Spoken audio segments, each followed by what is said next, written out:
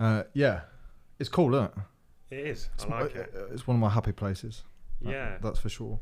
Yeah, How was the nice. drive down? Get right to this mic, Ben. I'll spend half the episode telling you because it's just get right to it. Cool. You go, yeah. How was it? It was a long old way for you to come, mate, in the blistering heat as well. 3 hours, but it was pretty. It was pretty nice, sort of plodding along. Yeah. Oh, you're a chilled guy, mate. Well, that's why I want to speak to you. Sometimes. Yeah. Well, I learned a lot from you. Obviously you were part of the Vision Quest team. Yeah. And I learned a lot from you, and you're very different to me. Yeah.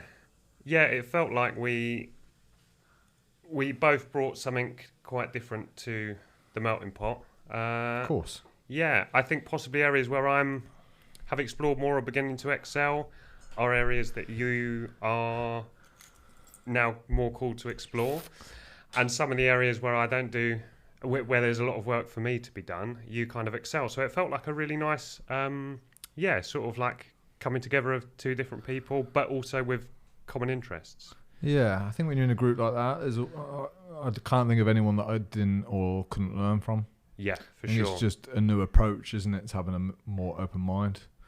I didn't have a clue what to expect coming into. Well, actually, that's a lie. You do make up some like perceptions of how it's going to be. Yeah. About the people that are going to be there, about the instructors, and some of it was true, and some of it I was so far off the mark. Right. So it was an interesting thing. But before we go down that road, I think the first question that I just want to throw, we'll go straight into the deep end with literally no warm up, no foreplay, nothing. It's why did you decide that in May 2022 you were going to live in can I call it a tent? It is a tent, yeah. It's so let's hear that, man, because that will fascinate so many people listening. Like why someone would choose to do that. Yeah. So I mean, I suppose it's one of those questions of sort of how far do you go back. I think probably I've got a kind of quite appropriate way to sort of jump into the story, which would be, I suppose, the start of my kind of, I don't know, personal development journey, you could call it, or whatever, was when my son was born, certainly when he was on the way. I mean, it's an initiation. It's a huge initiation, becoming a father, and it kind of made me look at myself and my life as sort of like a, it's time. It's time. There's going to be another soul coming into the world who's going to look to me for guidance, and how's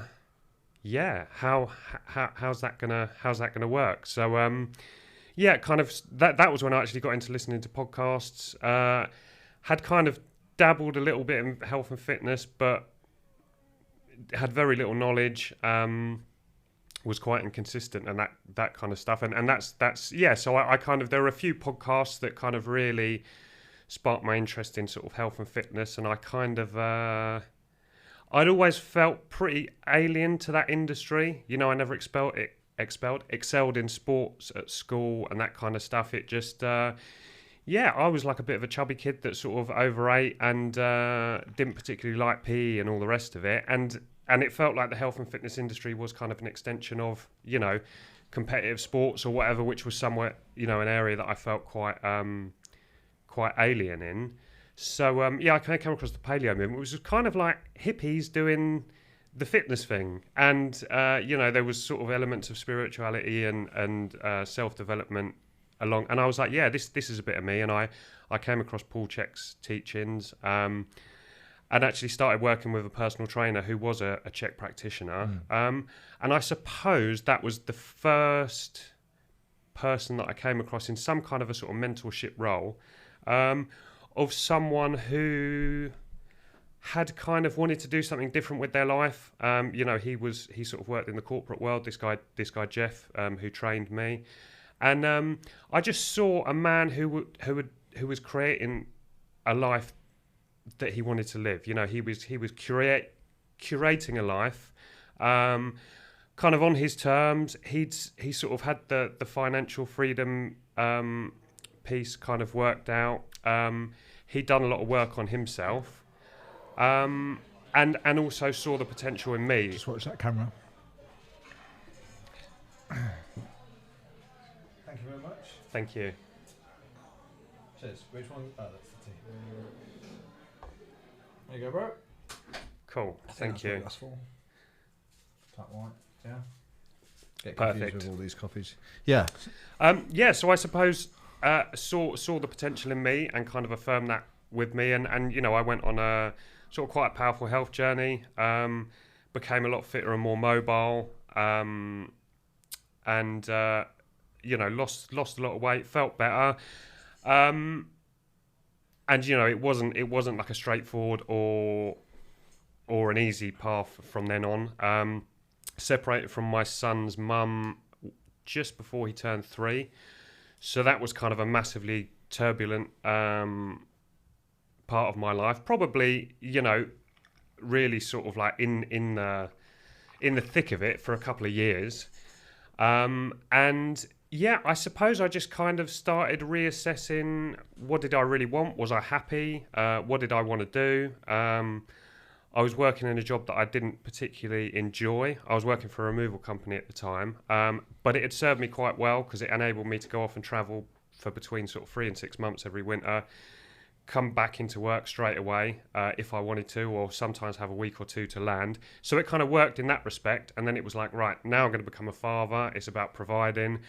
I ended up taking on like a more sales role in the office. It was born out of necessity, I suppose. But I think a little part of me kind of died in that process, or certainly became dormant. And with the whole separation, it was kind of like reassess everything. And being out in nature, being outside, that had always been, I suppose, a place where I felt more connected to something, or just a place where I could go and kind of recharge, where I felt, I suppose I had that sort of a sense of peace, which wasn't sort of, which wasn't the norm in my life, really. There was lots of, sure. There was lots of different sort of energies going on. And I kind of had this thought that came to me that I want to rent a field and I want to live in a yurt. I just had this sort of call to live, I suppose, a somewhat simpler life. I don't know, the kind of world or society that I was living in, and this is all in hindsight, I suppose, never really made too much sense to me. It didn't make that much sense to me at school. It certainly didn't make much sense to me past school. So Jack and I, so my son Jack, after his mum and I separated, we were doing an awful lot of camping on sort of some local campsites, and there's some old family friends of ours who, they moved to East Anglia from London. We used to live on the same road as them, and I knew that they'd moved to East Anglia and they had this little smallholding. There was a campsite on it, so I looked them up and I said, Jack and I'd love to come camping, blah blah blah. And the response I got from Jackie, who was running the campsite at the time, was like, "Oh my God, I can't believe you're old enough to have a kid." We hadn't seen each other for a long time, and that became quite a regular sort of, I suppose, pilgrimage for us. And you spoke about this being a happy place for you. The place where I now live sort of became a happy place for Jack and I. And there was something about the energy. There was something about the place. I felt, I just felt a real draw to it. I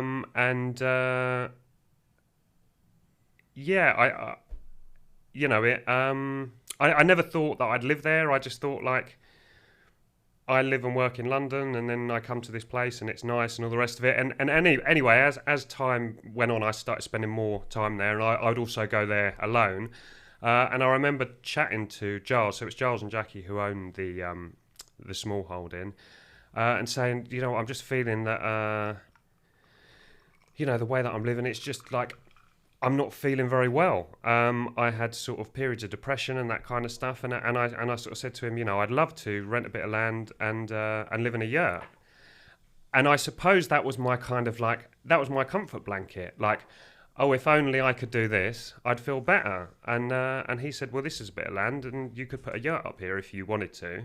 And I was like, fuck.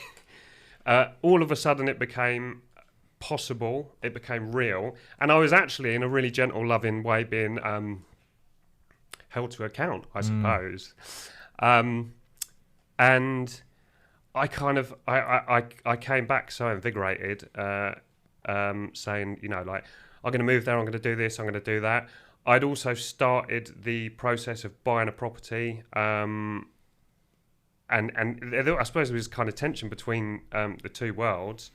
And Giles sort of said to me, look, it's a really open-handed invitation. And I was like, you know, I need to buy this flat and get on the ladder and do this. And he was like, do what you need to do. You know, if this is just a bit of a weekend bolt hole, and then, you know, maybe you go to the park for a bit when you're in London and that's enough for you, great. If you want it to become something more, then, you know, that option's available to you. So I think it would have been in May. Where are we? May 2021. I bought a bell tent. I put it up on their piece of land, and I was spending alternate weekends at smallholding, and the rest of my time in London. I was scaffolding by that point, so working for a scaffolding firm, and then I would come away to this place, and it really felt like I was leaving everything behind. I would just come and recharge. I'd spend time sitting in old oak trees. You know, I'd have chats with Giles and Jackie, and it was just like this real difference between these two worlds, of one where I felt quite well and happy and connected, and the other where I was feeling really run down. And, you know, sometimes I'd kind of feel all right. Sometimes I'd be in quite sort of deep depressions. It got to a point, so it would have been that summer of 2021, and I've had periods of mental ill health throughout an awful lot of my life, and I've always kind of coped with it. And you know, my mum's lived with depression her whole life, so it was kind of something I was sort of used to, and it sucked, but it didn't overly affect my life in that I sort of kept going to work and that kind of stuff. And the last few years, you know, it had got to the point where it was like I couldn't go to work for a period of time. You know, I'd have a week off or whatever, and I suppose it was getting more acute, and I had this period of depression, and I was like, fuck it. And I text my boss, who really gets it, and we're very different people, but we've become quite good friends. My old boss, very sort of sympathetic and understanding, and you know, members of his family have had sort of periods of mental ill health, and he was like, look, take as long as you need. And I was like, fuck it, I'm going to the farm.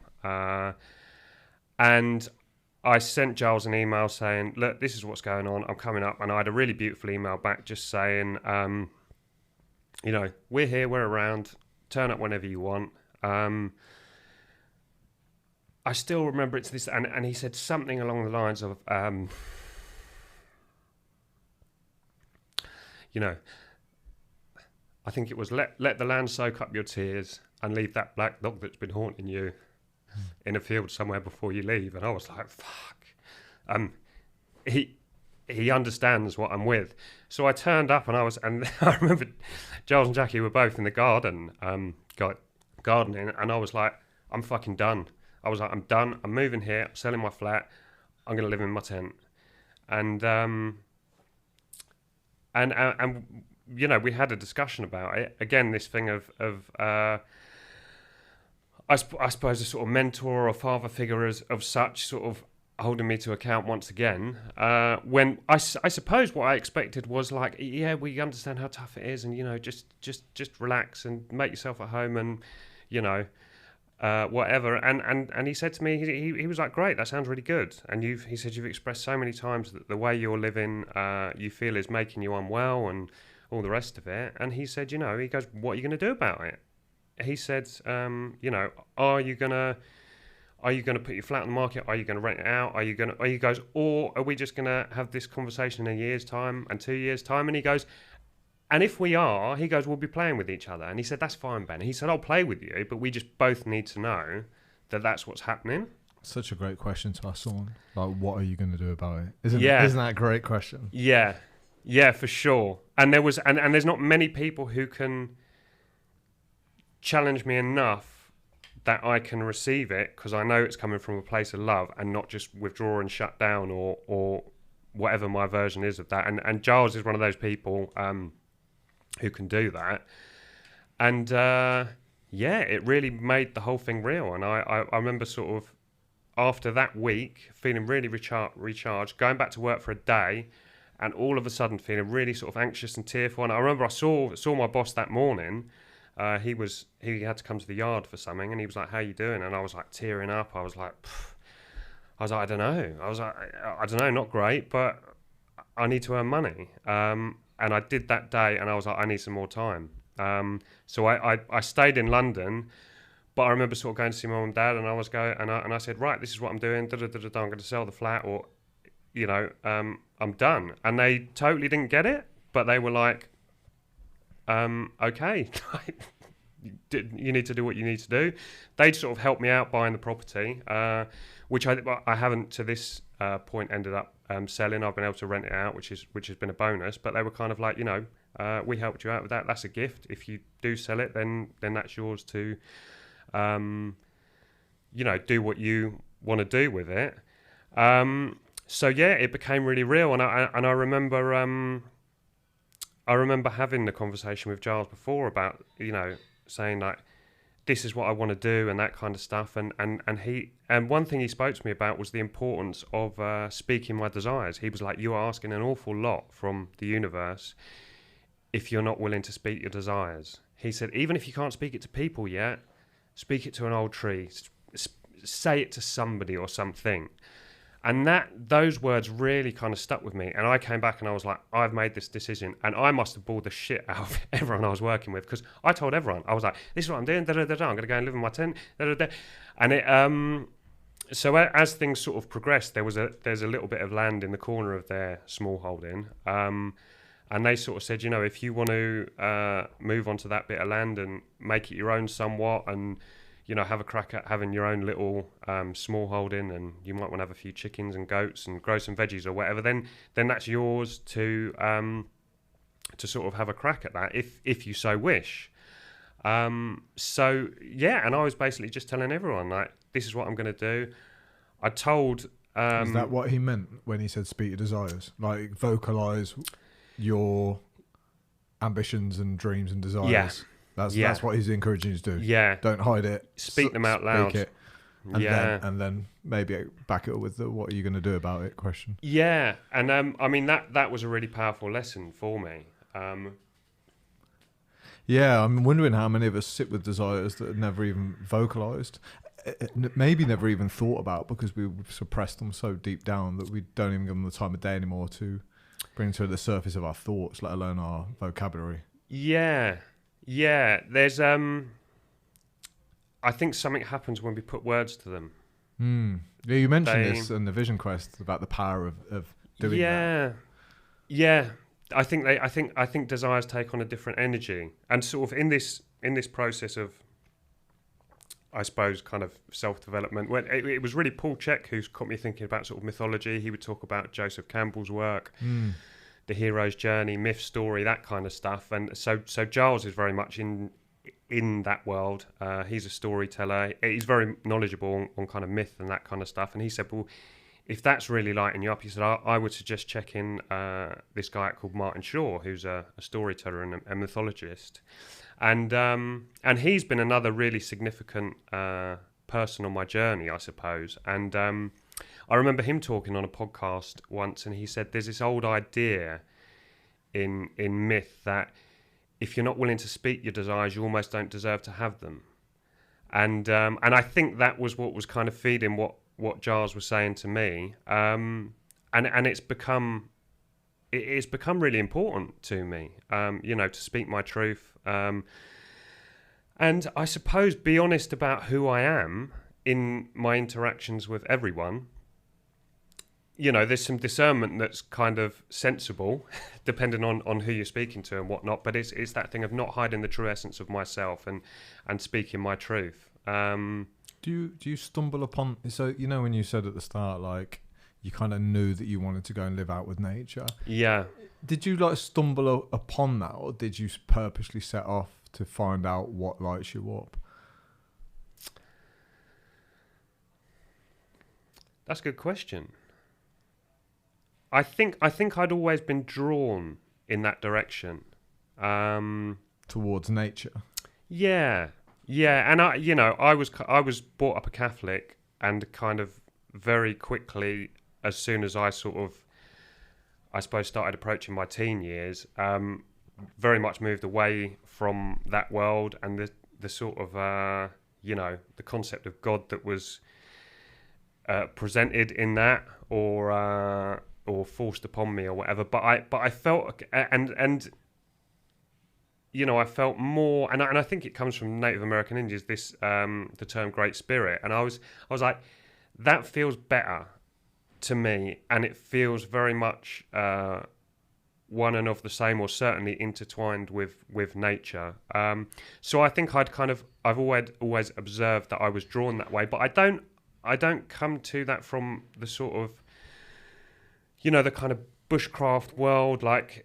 I'm not the man to show you how to tie knots, as everyone found out on the Vision Quest, and I can light a fire, and I'm sure I would do a pretty okay job of surviving.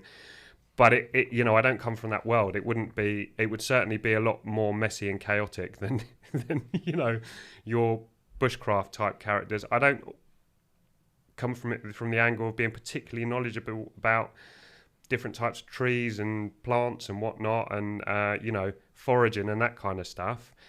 But I suppose just on an experiential level, I feel really connected, and I think also through sort of Martin Shaw's work, story, and that links in beautifully with the sort of wilderness rites of passage world. Vision Quest, what John and Alex at Wild Rights call soul making in nature, and I just think that's a beautiful way to describe it. I haven't found a better way. They all tie in so beautifully, and actually to it, and it's been a huge journey for me to sort of connect with place, and which I'd never really done before. I didn't feel. I've lived in lots of different places. I've travelled a fair bit. I've never really had a particular sense of home or a connection to a place, and that's what I found. At the farm where I now live, and coming into a relationship with a piece of land. Was just a beautiful experience, and it was very much reciprocal. It's not, it's easy, nature can be an outside thing. It's like I go into nature, and I totally get that, and that's probably how I would have described it at one stage. But it's what I have found happen is that I've come into relationship with a piece of land, and a lot of what I've heard Martin Shaw talk about on podcasts, and that I've read in the books of his that I've read, he's kind of put words to things that I had been feeling, and I'd read those words and gone, yes, that's what happened to me, but it didn't become tangible or something that I could really grasp because I didn't know how to put words to it. And I heard him talk about this idea of being claimed by a place, and that actually it's not it's something that might happen once or twice in your life, and this idea of being of a place, and he said you can be from a place but not necessarily of it, and to really build a relationship with a place has been an incredible journey for me. Yeah, it's interesting because, like you say, it's so polar to like the way you describe it, like split. You've got this typical, busy lifestyle in London versus what you actually wanted. They're really far apart. You know? So it's just interesting for me to sit back and think, well, how did you create the life that you wanted to get so far away from? You know, like, did you just wake up one day and go, I don't fucking like this? Or, you know, can you look back now and pinpoint of like, oh yeah, well, this is how I built the life. I didn't listen to the signs. I maybe based my values on finance or perceived success. Like, can you work out like how you got to the point where you were just like, I'm done with this shit, and actually this life over here, like, that's what I really want? Honestly, I think, you know, you talk about how did I build this life. So if you talk about this life in London, I really don't feel like I built it. I felt like it was a very passive process. I was at a time in my life where I really sort of lacked direction. And I kind of fell into things like, you know, there's a lot of jobs where I've gone like, I'm going to do this for 6 months. You know, and if we take sort of like working in removals, it went from 6 months to something like 13 plus years. That happens, mate. It always happens like that. It happens to so many people, yeah. And I suppose it was like I was from London, so I sort of, you know, lived at mum and dad's in the family home, then moved out and stayed sort of fairly local-ish, worked locally, and then, you know, there was a long period of time when I would be in London sort of during the summer or whatever, just literally working, not having much of a social life, saving up to go away in the winter and spend time in India or travel or whatever. So yeah, I suppose I fell into it. But yeah, I certainly, it wasn't like I was drawn to sort of, I never saw it as success. I was definitely never drawn to like the corporate life, and you know, I've got friends who are in banking and that kind of stuff, and like that wasn't my London at all. It's just where I ended up, I suppose. I mean, you know, I wasn't going to the theatre every weekend. The thought of shopping on Oxford Street, it doesn't get much worse than that for me. It was just where I ended up. Yeah, I get that. I think there'll be loads of guys listening to this understanding that feeling. I think my first job at Tesco was supposed to be 6 months too, and that was 5 years. Yeah. You know, and all of a sudden I got a little promotion now. I got a little pay and a, you know, sense of achievement that came with that. I hated the job at the time. Yeah. But I was just all of a sudden started considering being a manager there. Yeah. Do you know what I mean? This is the job that I hate. Yeah, I'm going to climb this ladder. Yeah. Just so I can feel even more miserable. It's quite weird. Yeah. Yeah, there was. I don't know where this phrase comes from originally, but I'm sure I've heard Paul Check speak of it. He says, you know, it was something along like people spend their life climbing a ladder only to realise that it's leant against the wrong wall. And it's, yeah, I suppose societally, like, it's prescribed that. I suppose if we're going to talk about sort of myth and story, you know, there's this myth or this story that, you know, you go to university and you get a job or you get a trade or whatever, and you settle down and you have a holiday, maybe a couple of holidays a year, you buy a house, and, you know, whatever your version of that is. And I think there's not a whole lot else available unless you start really searching and looking for it. Yeah, I mean, I certainly questioned it, and it didn't make sense to me. But yeah, I suppose you have to start looking, you know, on the edges or in different places to kind of to get a different story as such. And I think the interesting thing about the times that we're now living in is that myth is breaking down. Like, you know, with house prices and all the rest of it, it doesn't work like that anymore. Like, you know, tradesman's wage, it's probably slightly better out of the big cities, but you know, it's that myth is breaking down, and people are still trying to do it, and they're working very, very hard, and they're getting a trade or whatever. And it's actually a smaller and smaller percentage of people who are seeing the fruits of that story, i.e., you know, buying the house, the couple of holidays a year, and all the rest of it.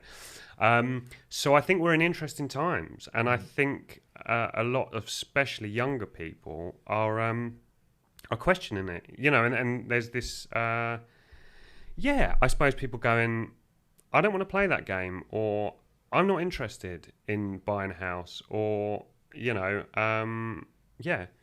don't want to go to university. And more creative ways of people making money are, I suppose, with social media, are becoming available to people. I think people have always done it.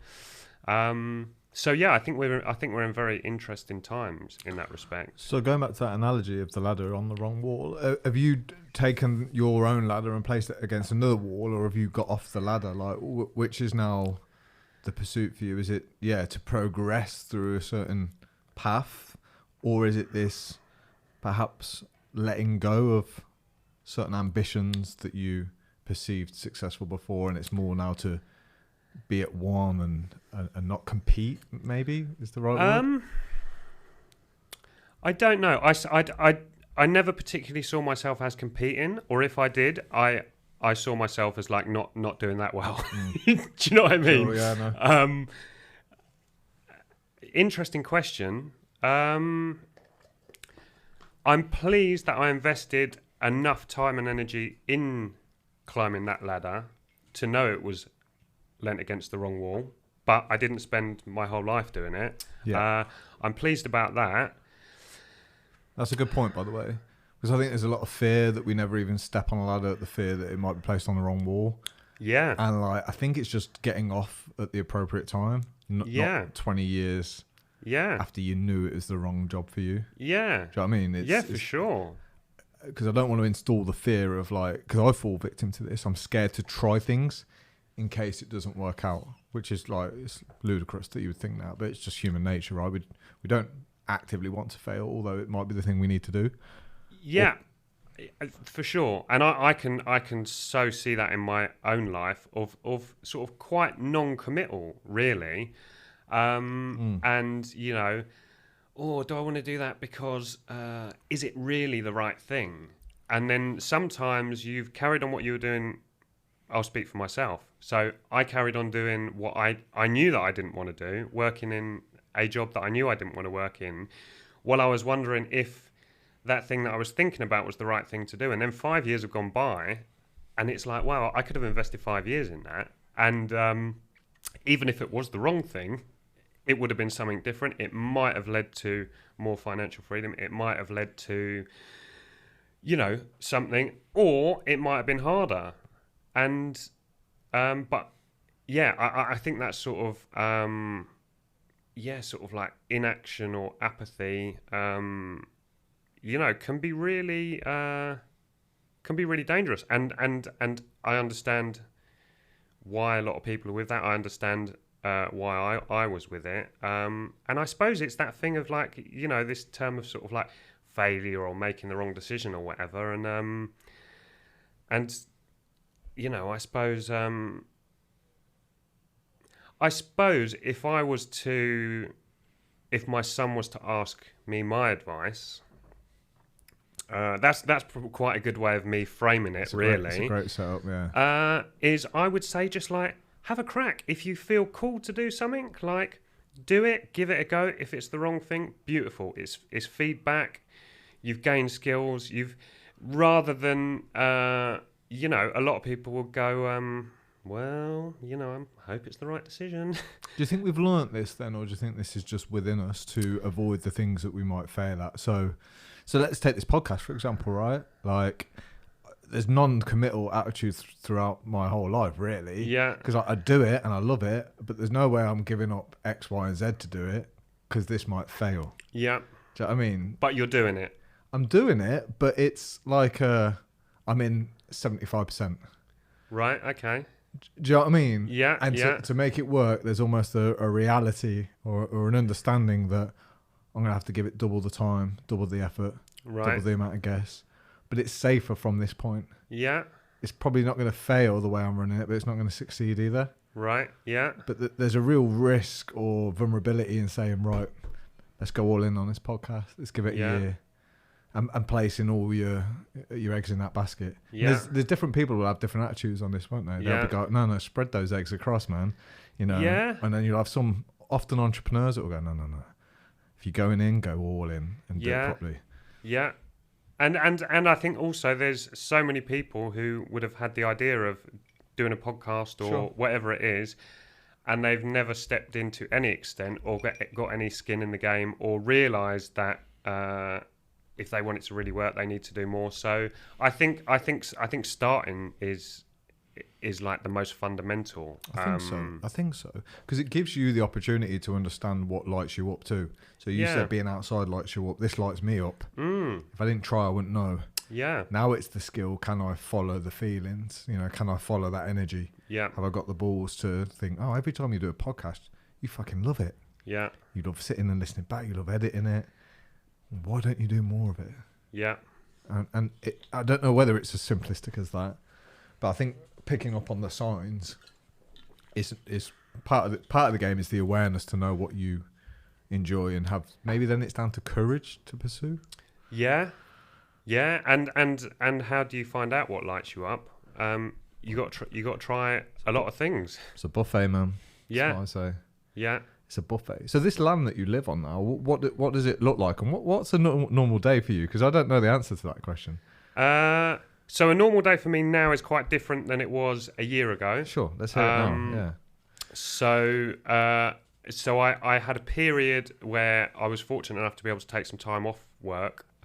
So I had about 6-7 months downtime when I moved there, which was, it was a beautiful process. It was kind of like I made the decision that I was going to move there.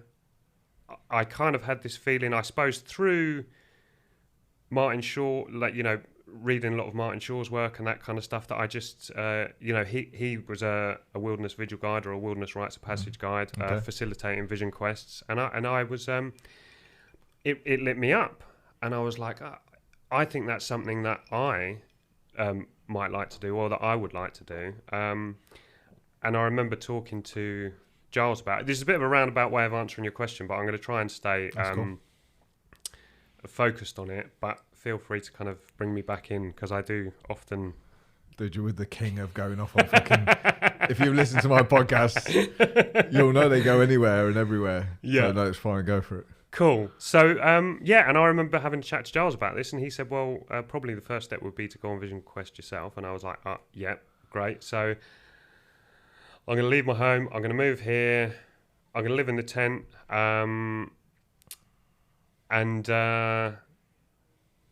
So then I was like, right, I need to book this Vision Quest. So Jackie, Giles' wife, recommended Wild Rights because she'd quested with them. Mm-hmm.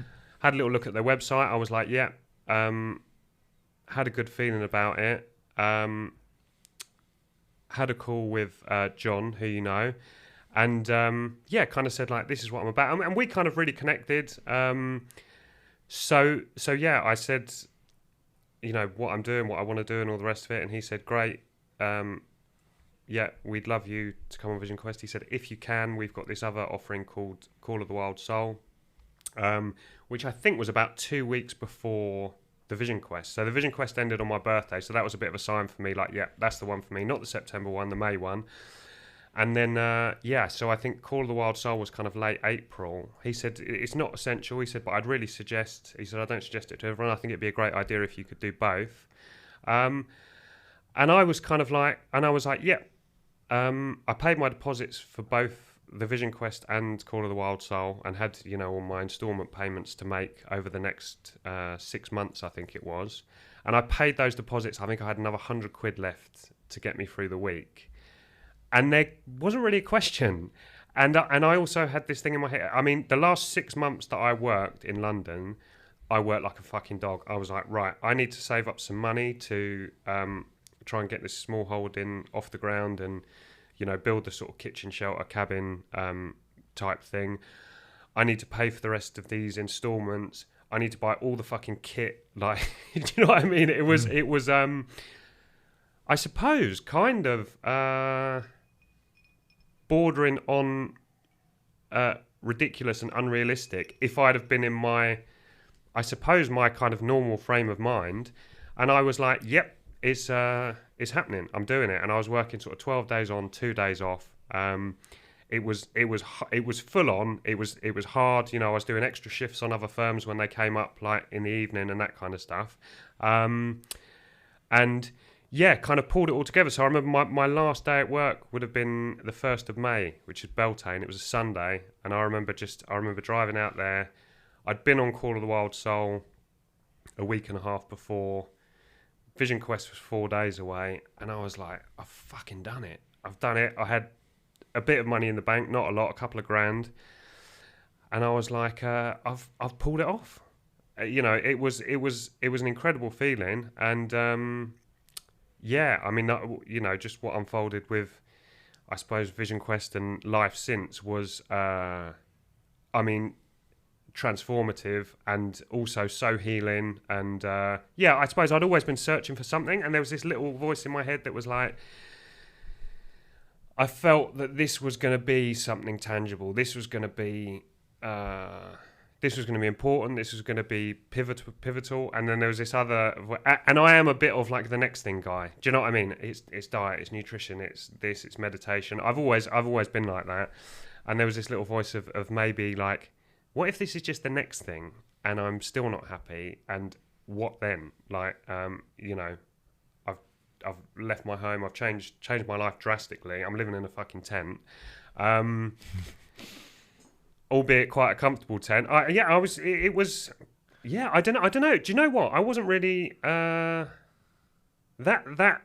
sort of self-critical voice that I've always lived with. You can't do that. That's ridiculous. Blah blah blah. I suppose some of that's conditioned. Some of that's my own stuff. I suppose just sort of switched off. And there was nothing sort of rational about it. But so having returned from Vision Quest, so I met Beth, my partner, 2 days after Vision Quest, so my life then was kind of doing what I'd wanted to do for so long, really, which was spending my time outside. It was that mega summer last summer, It was epic. So, I go for a walk in the morning, I stretch for an hour, I go for a swim we got a swimming pond on the farm. I was kind of building this relationship with Beth at the same time. I was doing my guide training, the Blessed Mirror course at Wild Rights, which I had no intention of doing. We talk about sort of like, I suppose the universe giving gifts or whatever. I remember when I finished my Vision Quest, and John and Alex sort of talk about what other offerings they offer at Wild Rights and whatnot, and there was this course called the Blessed Mirror, and I really liked the idea of it, and it was being trained in mirroring, which you've experienced a fair bit, and the course was full. So I remember saying to John, I said, so the next opportunity to do that would be the following year, and he was like, yeah, and I was thinking like, right, I need to try and get some money together to do that the following year. And so I arrived home from Vision Quest on the Sunday, and I had a WhatsApp message from John on the Monday morning going, give me a call as soon as you can. He was like, look, someone's dropped out of the Blessed Mirror course. We've got a really strict refund policy. It's literally a matter of days before. He's like, that place has been paid for, and if you can get back up here on Thursday, he was like, the place is yours. And I was like, and I'd never been in a situation where I had the time freedom or anything else to do that. So that was kind of running alongside with me, having a bit of time off, just spending time outside doing what I wanted to do, getting the kettlebells out, reading, doing all this stuff that I'd longed to do for so long, knowing that I suppose it's this thing of, especially if you're in that world of sort of like personal development or whatever, and you hear these people's stories, and it seems so, if I could do this, if I could meditate in the morning, go for a walk, read for an hour, listen to it, and you're also working full time, trying to feed yourself and all that, it's, I never got my head around balancing all the plates. Something would always, something would have to give, or I'd run out of energy, and then I would just, I'd stop going to the gym for a period of a few months, still working a very physical job. So it was never like I was sitting on the sofa, go through periods of eating shitty food and all the rest of it. And I had a sweet spot in my life where I was able to do all the things that nourish me. You know, spend time sitting in old oak trees reading a book. So there was the piece of land that I now live on. We were waiting for a guy to come in to dig a big trench to connect it to the borehole, and also level off the piece of land where I've built the cabin, which is going to be the sort of kitchen / living room area. So that all took a long time.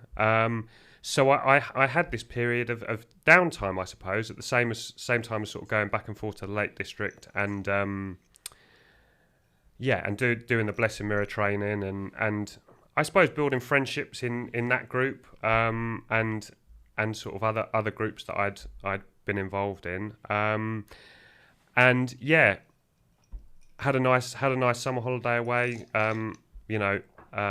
Beth and I and our two, well, my son Jack and her son Charlie. So it was pretty kind of relaxed, and then it got to just a bit before last Christmas, and I was like, I'm gonna need to start earning some money. Like I need to put some tires on the car, and I'd kind of said to myself, like, I think I'm done with scaffolding. I want to find another way to earn some money. Hadn't quite worked out what I've got some more long-term ideas, but they're going to require sort of some training and some investment, and I'm kind of working out how I'm going to do that. But yeah, in the short term, I wasn't sure really. So I jumped on a scaffolding firm. Was working a few days a week. Now I'm on another firm up there. So actually, my life now looks like sort of working near enough full time. Spending my evenings sort of, at the moment it's trimming, mowing grass, watering trees, doing bits of building work on the cabin when I have the time.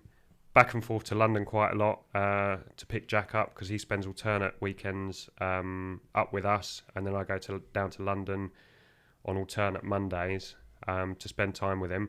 So it's looking a lot more like my old life to some extent, in that I'm kind of back at work and doing what I need to do to make money in the short term. So yeah, it's that's how my life's looking now. I have periods of feeling like, it's been fucking hot the last couple of days, like coming home super run down. I did quite a bit of strimming and whatnot Monday night. Last night I was like, I need to get in the shower and I need to rest. So so there's periods where I kind of think like, am I doing the same thing here? And have I sort of slipped into doing something that I didn't want to do? But I mean, it feels totally different. If I'm still doing this in 5 years' time, there'll be something I haven't taken care of. But it's also a very different job market to London. It's not as easy just to find a job with a good wage. So yeah, there's a tension there for me in that. Have I kind of not? Have I sold myself short a little bit? I know I want to do something different long term, and then there's the other part of me that's like, well, you found a stable job with half decent wage, and I've made it sustainable, because there was a question mark with me, which was like, if I get to the end of the year and I haven't, found work and all the rest of it, it's not going to be sustainable. Am I going to have to go back to London? Am I going to have to spend long periods in London working? So yeah, that's the long version of that's how my day looks now. Sounds like the scales are more balanced now, though. So yeah. Yes, you might be doing some work that doesn't fulfill you to the highest level, but you come home to the nature that kind of like tips it. Do you know what I mean? It's I don't want to use the word reality or realistic, but it's kind of like for now. Yeah. That's okay, but I get you. Like, and I sometimes wonder if I get this wrong too. I'm like, do I want it all my own way sometimes? Yeah. Like, I don't want to do anything at all that I don't like to do. Yeah. Yeah. And again, I keep reading a lot of material that goes, sometimes life doesn't work like that, right? But I don't want to play myself short either. Yeah. Do you know what I mean? Just go, yeah, fuck it. Yeah, we all got to do shit we want to do. So for the next 30 years, I'm going to do this. Do you know what I mean? So it's. I think perspective comes into play a lot for everything. Like how you view it. Like you can go that scaffolding job that I don't particularly like. Look at where I am on this piece of land. Look what I've come home to. Yeah. Depends how you view it. Or you could go, I've got to leave this beautiful land fucking to do a job I don't love. Yeah. I mean, a lot of it's down to perspective, isn't it? Sure. And I think, I think what you just spoke of is quite a kind of a tightrope for me. It's that kind of being rooted in reality, especially if you kind of, you're into sort of podcast, the personal development, that's your, that's your career, that's all of it for you, isn't it? So there's this kind of like, focus on abundance, don't have a scarcity mindset. So it's sort of like have this big dream and just shoot for it.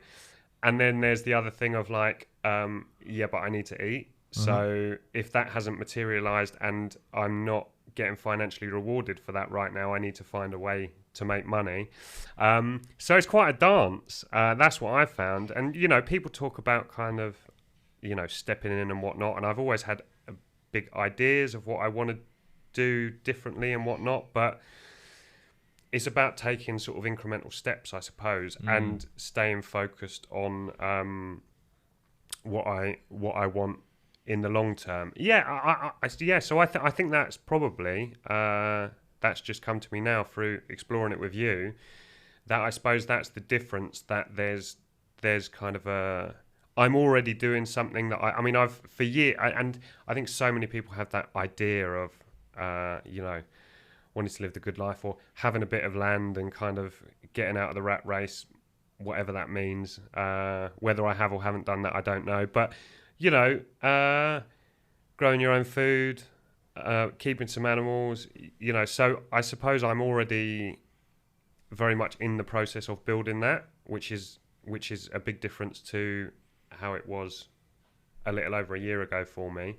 And also having a bit more of an idea of what I want to do long term, and also having like some mentors around me who can kind of help me explore that process, which I think is like massively important. Yeah, well, I can't argue that point. Yeah, I think it's there's an inner knowing of whether you're full of shit or not. I think, like you say, as long as you're doing incremental steps or something that maybe is an internal standard for you, so that you know that you're at least working towards something. I think it's when you're in complete denial, perhaps, I hate my life, but I'm going to do exactly the same as what I did last year. Yeah. Therefore, it's probably going to be exactly the same in 2 years' time, 3 years' time. Yeah. And I think so many people want to make that shift. And my version of wanting to make that shift, I suppose, was... So I've done the sort of first level of training with the Czech Institute. I think they changed the names of it now, but it was exercise coach and holistic health coach, holistic lifestyle coach. I think they've now since changed exercise coach to integrative movement science or whatever.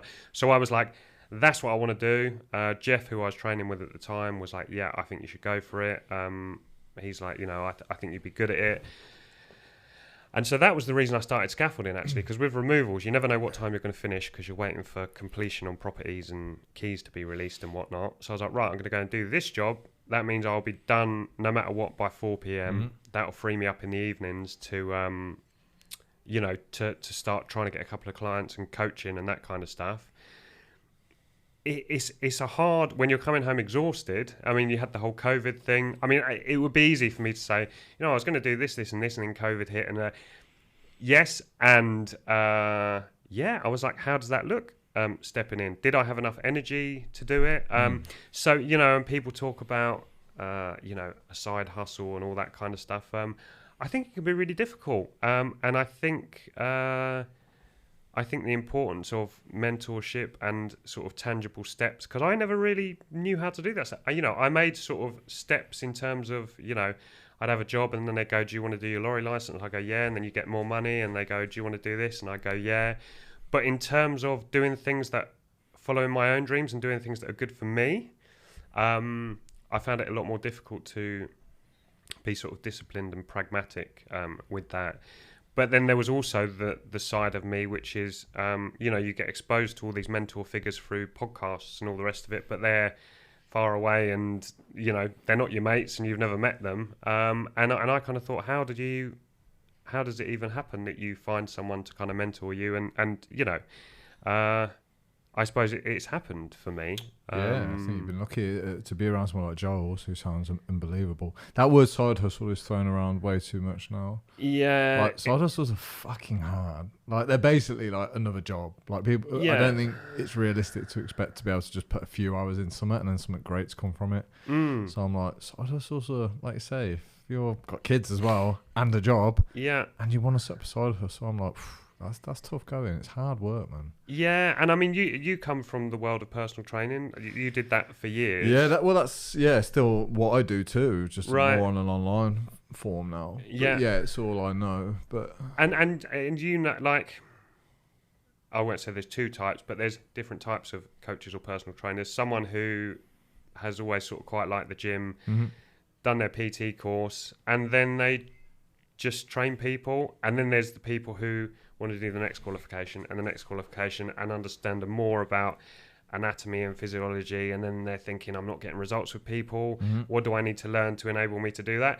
And if you're in that camp, it's like it's more than a full-time job. And if you're trying to do that as a side hustle, I mean, good luck. Like, hats off. People do it, but I know that I didn't have the available energy. Yeah, I think at the time, people like personal trainers probably are more likely to do it because, you know, if you're a self-employed trainer, for example, and you've got some element of control over your diary, it can be done. But if you're like in a scaffolding industry where like Ben, you need to be here at 8 and you need to work until 5:30 p.m. Yeah. And this is a demanding job. It's like, oh, fucking hell. So I have to build a side hustle at like 6 a.m. or 8 p.m. Yeah. That's really difficult. Yeah. So I think if you're in a self-employed industry, I think you've got more of a chance of doing it. That's for sure. Yeah. I always understood that to grow my business, I'd have to grow as an individual. So it kind of just went hand in hand for me. I knew that if I kept doing the same thing, and I know it always came down to behaviours and psychology too.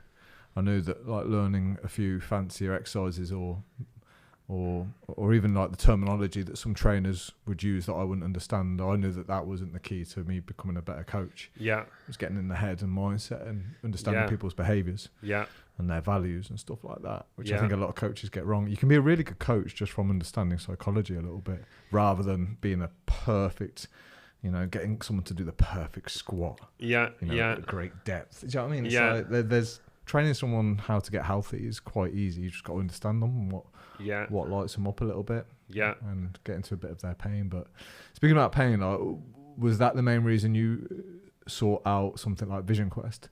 Were you in a place where you felt like something needed to change? Because I'm always fascinated by why somebody would do a Vision Quest, and we'll tell people what a Vision Quest is. I've spoken about it a couple of times, but like, what were your motivating factors to do that?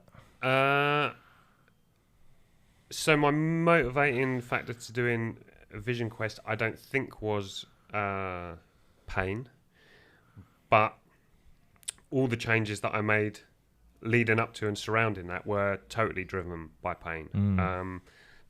You know, sort of, wanting something different, but not quite sure what that was. I suppose, you know, I spoke before about depression, and that was I say pretty consistent. It you know, I would have times of sort of relief. There'd be times in my life, probably when I was a bit younger, sort of in my early to mid 20s, where I wouldn't frame it as depression, and it was kind of like I felt really fucking tired every day, and I would just get in and go to bed. And then there were other times when I couldn't call it anything else. It was that real, like, just low, wanted to sleep all the time, negative thoughts, like, you know, a real kind of black cloud. And I personally have never chosen to go down the sort of like medication route, apart from on one occasion. I don't have any opinion on how other people kind of deal with it, but it felt like something different. It felt like, I don't know, a sign or a message that something's not right, something needs to change, rather than a pathology of sorts or something that needed to. So I've never gone down the route of being diagnosed, or I had one period where I sort of went to the doctor and she put me on antidepressants, and just the physical side effects alone, like, I mean, for me personally, just felt like poison, and I stopped taking them. And then I remember kind of coming out of that depression. We'd booked a follow-up appointment, and she said to me, look, take these. You're probably going to feel worse for a couple of weeks, but then you will feel better and all the rest of it. So I sort of walked into, and I was like, yeah, I feel great. I've done this, and this. Like, you know, I'm eating better. I'm da-da-da-da-da. I've got back down the gym, da-da-da. And she was like, well, they're obviously working. And I was like, well, I stopped taking them. And she was like, oh, well, you know... And I said, but you said that they would take a minimum of 2 weeks to start working, and I stopped taking them in less than a week, so it can't have anything to do with that. And she was like, oh, well, you know, it was kind of like get out kind of thing. And I've just felt like it was, you know, I suppose it was soul communicating to me, or some kind of a longing for, you know, what I was doing was not supporting me, was not, you know, something needed to change. Well, that's a bit infuriating about her response to that. Why would you be on side of the medication? I mean, that's a massive topic, isn't it? It is, but why would she be on side of the medication versus, oh, you've been to the gym and eating well, and you're starting to feel better? Or maybe this is something that we could encourage you to do every fucking day for the rest of your life. Yeah, and I think, yes, I completely agree. I totally agree. I also think it's easy to demonize the medical industry and you know, big pharma. I think there's a very strong argument for that. And I think what's encouraging now is that there's a lot more doctors who are working holistically. I don't know if you come across Rangan Chatterjee. I have. He was kind of, and he's got an awful lot of traction and following now, and I think that's just incredible, because he's, you know, I went for a period of listening to his podcast. I haven't for a long time, and it kind of, you know, I've gone through phase, and there was a real phase when I was really sort of consuming everything that he put out. But I just think it's really important to also say that there's doctors like him who do have some kudos and a following, and they've been on telly and all the rest of it, who are investigating a lot more than. But the way doctors are trained, it's like, you know, it's the average guy won't be going to see Dr. Chatterjee, though. That's the unfortunate thing. You know? They'll be going to see probably a GP who's got maybe similar symptoms to what they have. Yeah, they're out of shape. They drink too much. Yeah. They sit inside all day. Yeah. Do you know what I mean? It's like, no wonder you are not in a position to give advice that would actually help someone. So the interesting thing about we won't talk about the lockdown stuff too much, because we've got way much interesting things to talk about. However, if you wanted someone to get depressed, you'd kind of like force a lockdown upon them and say, well, don't go outside. Yeah. Don't get Vit D. Yeah. Don't exercise. Yeah. Don't see the people that you care about most. Yeah. So, like, surely to create a healthy mind, we kind of need to do the opposite of all those things, right? Yeah, and for sure. For sure. And I mean, you know, that's you know, I basically live outside. I mean, this time of year I'm inside being in a tent for 8 hours there or thereabouts when I sleep, and I love it. You know, I spend an awful lot of time barefoot, in your shorts, which you do. In shorts. Which I learned. But I sat there last night and thought of you. I sat outside in the garden. I thought through this summer, this is just an incredible. What Ben is doing is just incredible. Like, it just feels amazing to hear the birds sing. It's that cliche of, you know, when people say, "Oh, I have to listen to the birds," and you go, "Yeah, fuck it, whatever." Yeah. But when you actually sit and listen, yeah, and you haven't got noise or distraction going into your head, yeah, it's very soothing, very calming, very healing. Yeah, and I love to lie in bed and I can hear the owls hooting, and all the different birds singing, and 4 a.m. I'm up, you know, the birds are singing, the sun's coming up. I have now realised that I was getting far too run down being up at 4 every morning, so I now put the eye mask on at 4 and try and get another couple of hours sleep. Yeah. But yeah, I mean, I always had that thing, especially when I wasn't feeling so good and I lived in London and all the rest of it. It's like, if I could just get myself out to, you know, Richmond Park is quite close to where I used to live in London. It's a beautiful park, lots of old trees, deers.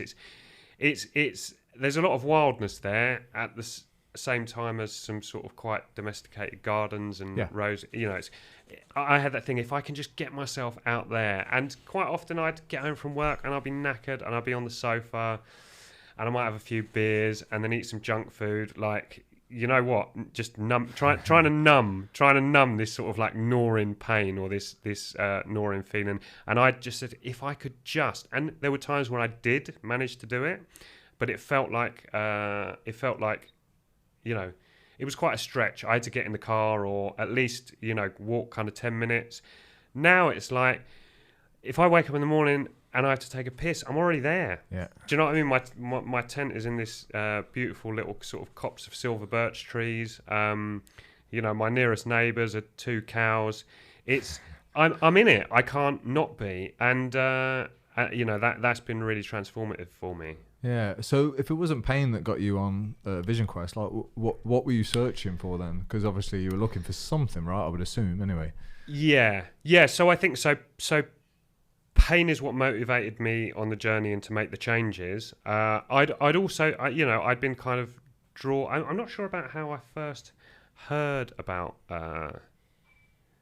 Vision Quest. I think it was through podcast. There's a guy in the States called Tim Cochran, and I think he was on maybe Aubrey Marcus's podcast or something. So the seed had been planted. You know, I already had that sort of draw to the nature connection stuff, intertwined with, I don't know, a spiritual life of sorts, however you want to call it. And it just seemed like, there was this draw, and it seemed like time. And I was prompted by Giles. And then when I saw the date of the Vision Quest, it really marked a massive turning point in my life. So it was kind of like I wrapped up London, had a few days, went on Vision Quest, and I didn't return to my ordinary life, which I'm so grateful for. Because I think if you go and have that experience and you come back to a life which is quite nourishing and you're kind of, at least in some respect, on the path, it can give you added energy. I could certainly see there being a crisis of sorts if I just returned to. So you know, it really marked that threshold. And yeah, I suppose the sort of one life dying of sorts, and then this new life emerging. And you know, there was just so much came of it. You know, I sort of.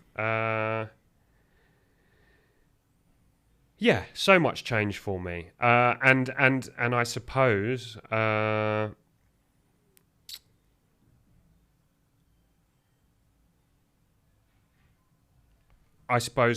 through Vision Quest I got an awful lot, but I was gifted somewhat of a vision or a map or some sort of snapshot of potential or of what I wanted to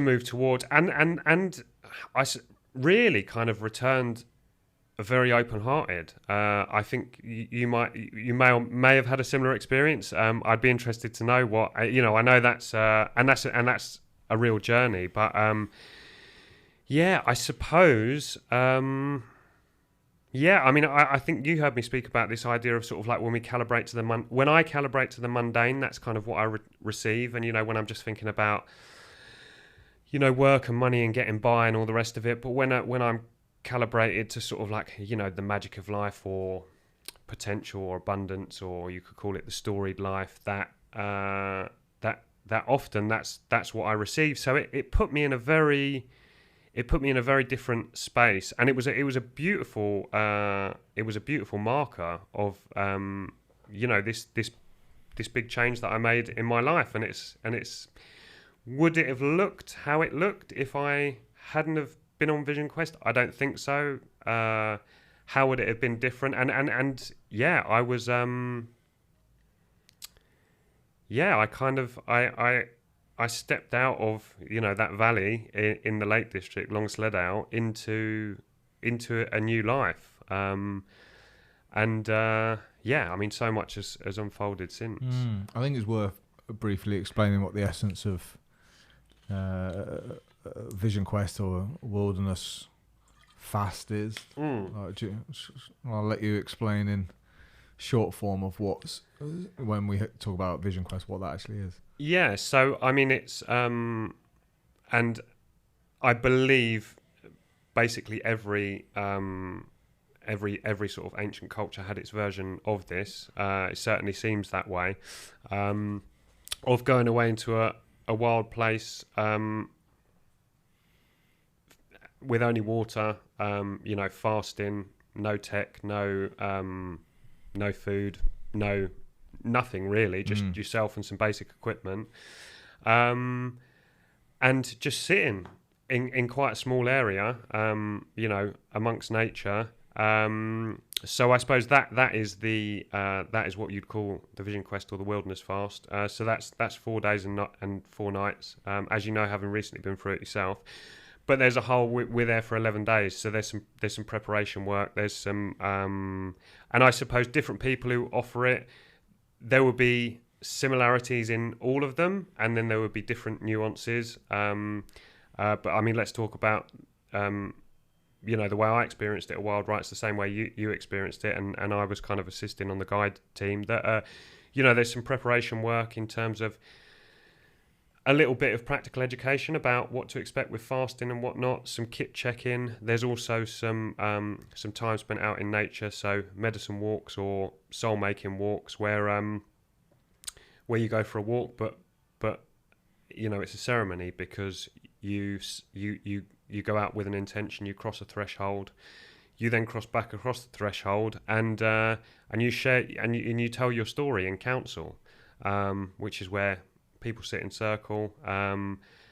We have a talking piece. Only the person who is holding the talking piece speaks, and it's a space where we know that people aren't going to come back to us on things that we've said or ask more questions. What it does is it creates a very safe space, and then there is you have the option of being mirrored by one or multiple guides.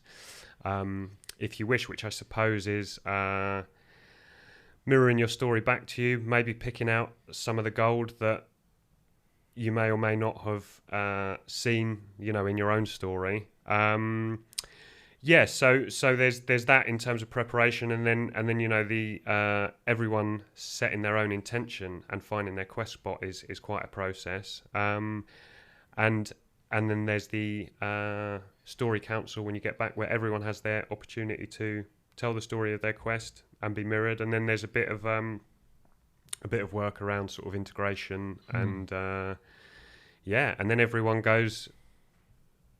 leaves and goes back to their lives, however that looks for them.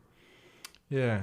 So the coaching group that I run, the Better Man, there's kind of 32 of us in there, and tonight's the first time I'm presenting about Vision Quest, because I didn't want to rush into it and pretend that I understood all of it. And it was surprisingly difficult to articulate what happens to you as an individual through Vision Quest. Yeah, there are some obvious lessons, but it's very difficult. It feels like it's more like something that happens to you. Versus, when you read a book, for example, you can take the acknowledging, you can shut the book, and you can put the book back on the shelf, and you can choose to act upon it or not. Yeah.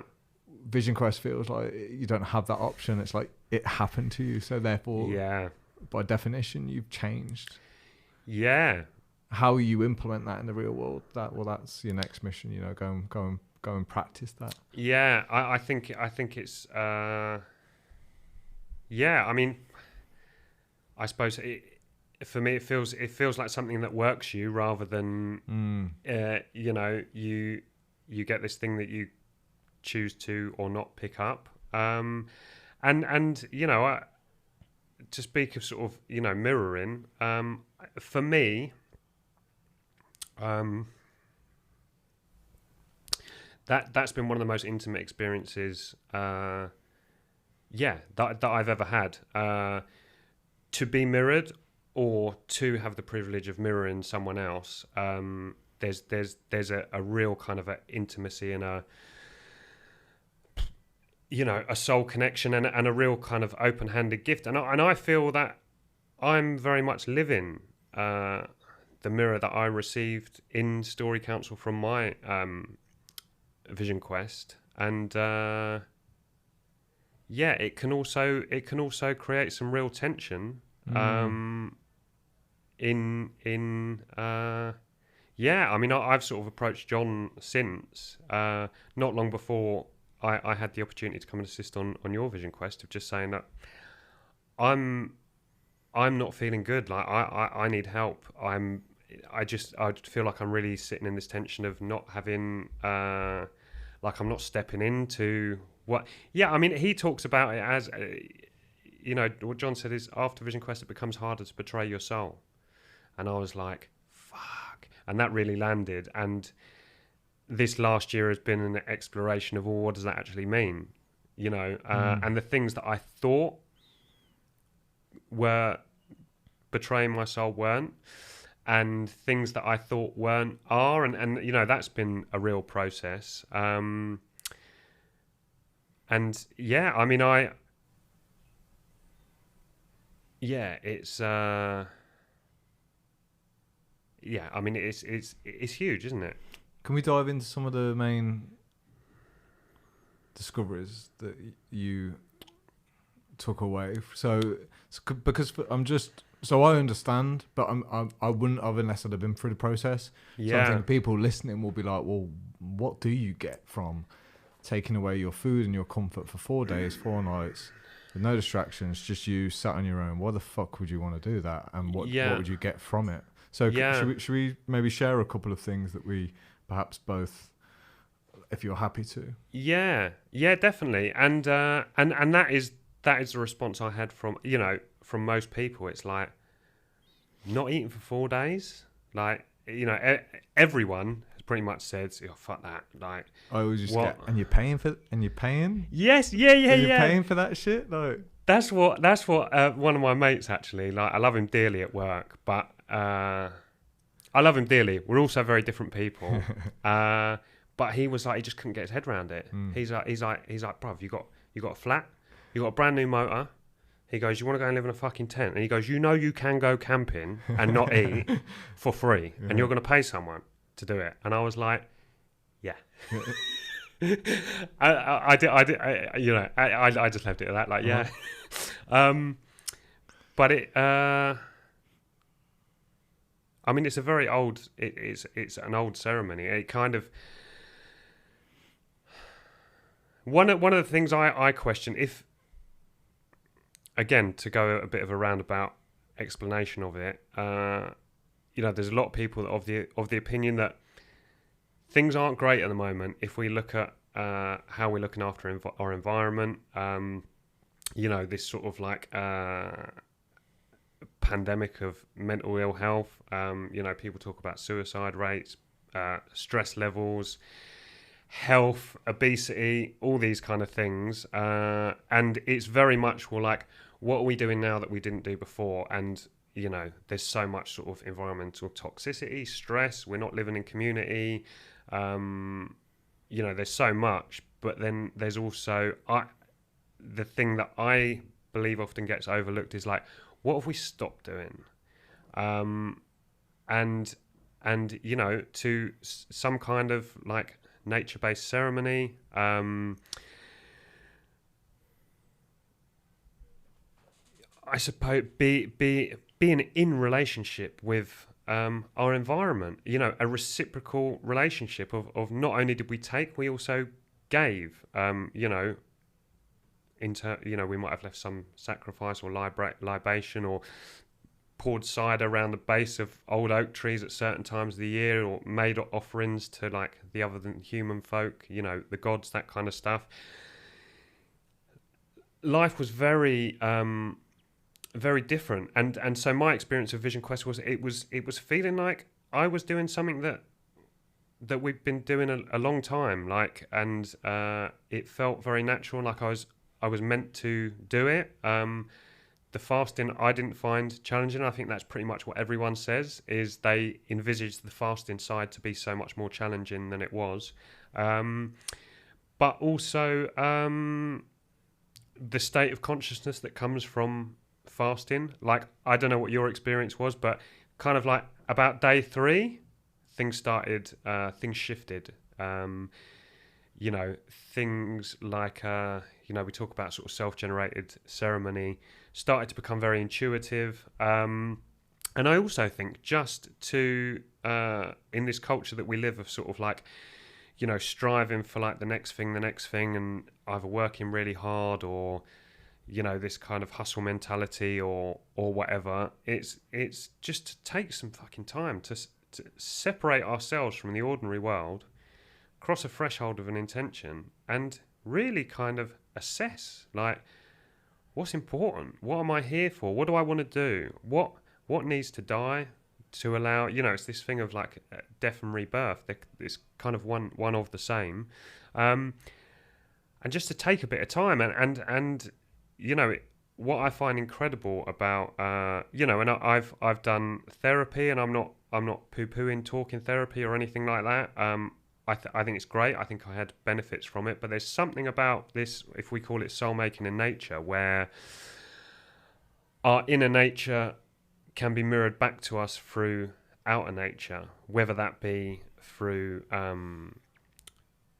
sort of like animals or plants or symbolisms, or I mean, you've sat in a story council and heard multiple different people's stories. You know what I'm talking about. It's not.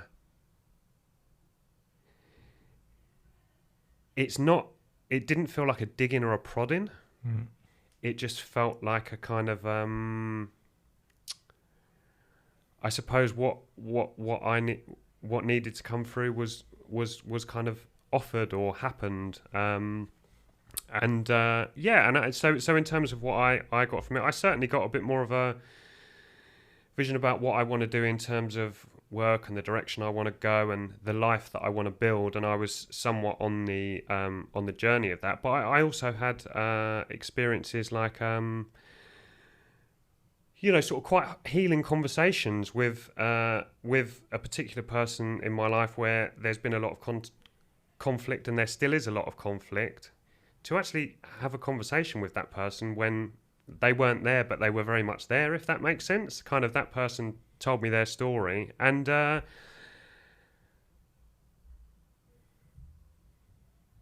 also, I suppose, kind of realising that in many respects, as well as coping quite well with life, it often felt like I wasn't coping very well with life. And actually, it was a part of a growing up of that. I needed to learn to parent myself and look after myself and hold myself through these experiences, these emotions that I'm with, rather than medicating with, in the past it's been drugs, alcohol, binge eating has been a big thing. And it's just like, if I'm gonna grow and become, a bit closer to my true self or start to fulfill my potential, I need to learn to parent myself. And to look after myself, to be kind to myself. And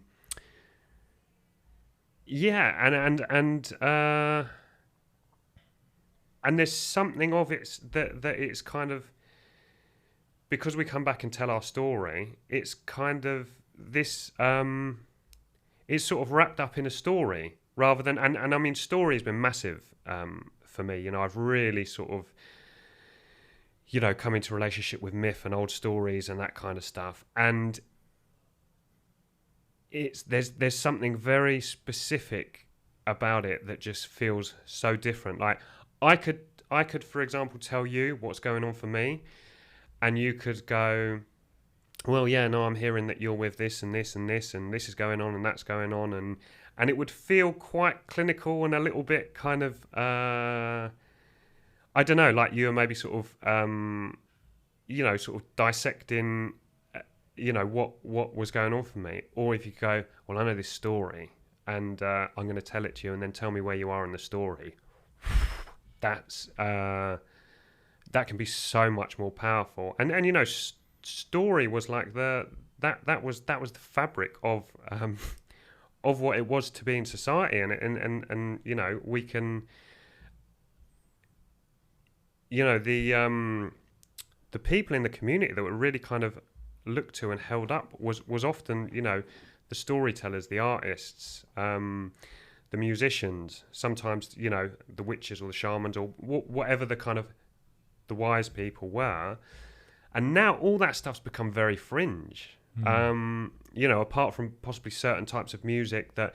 So what happens when story and you know, poetry and art? You know, I really think that's a way that I've kind of connected with my soul. And what happens when that becomes fringe and marginalised and sometimes quite ridiculed? You know, we tell stories to kids, and then they get a bit older, and we stop. So yeah, there's something about yeah.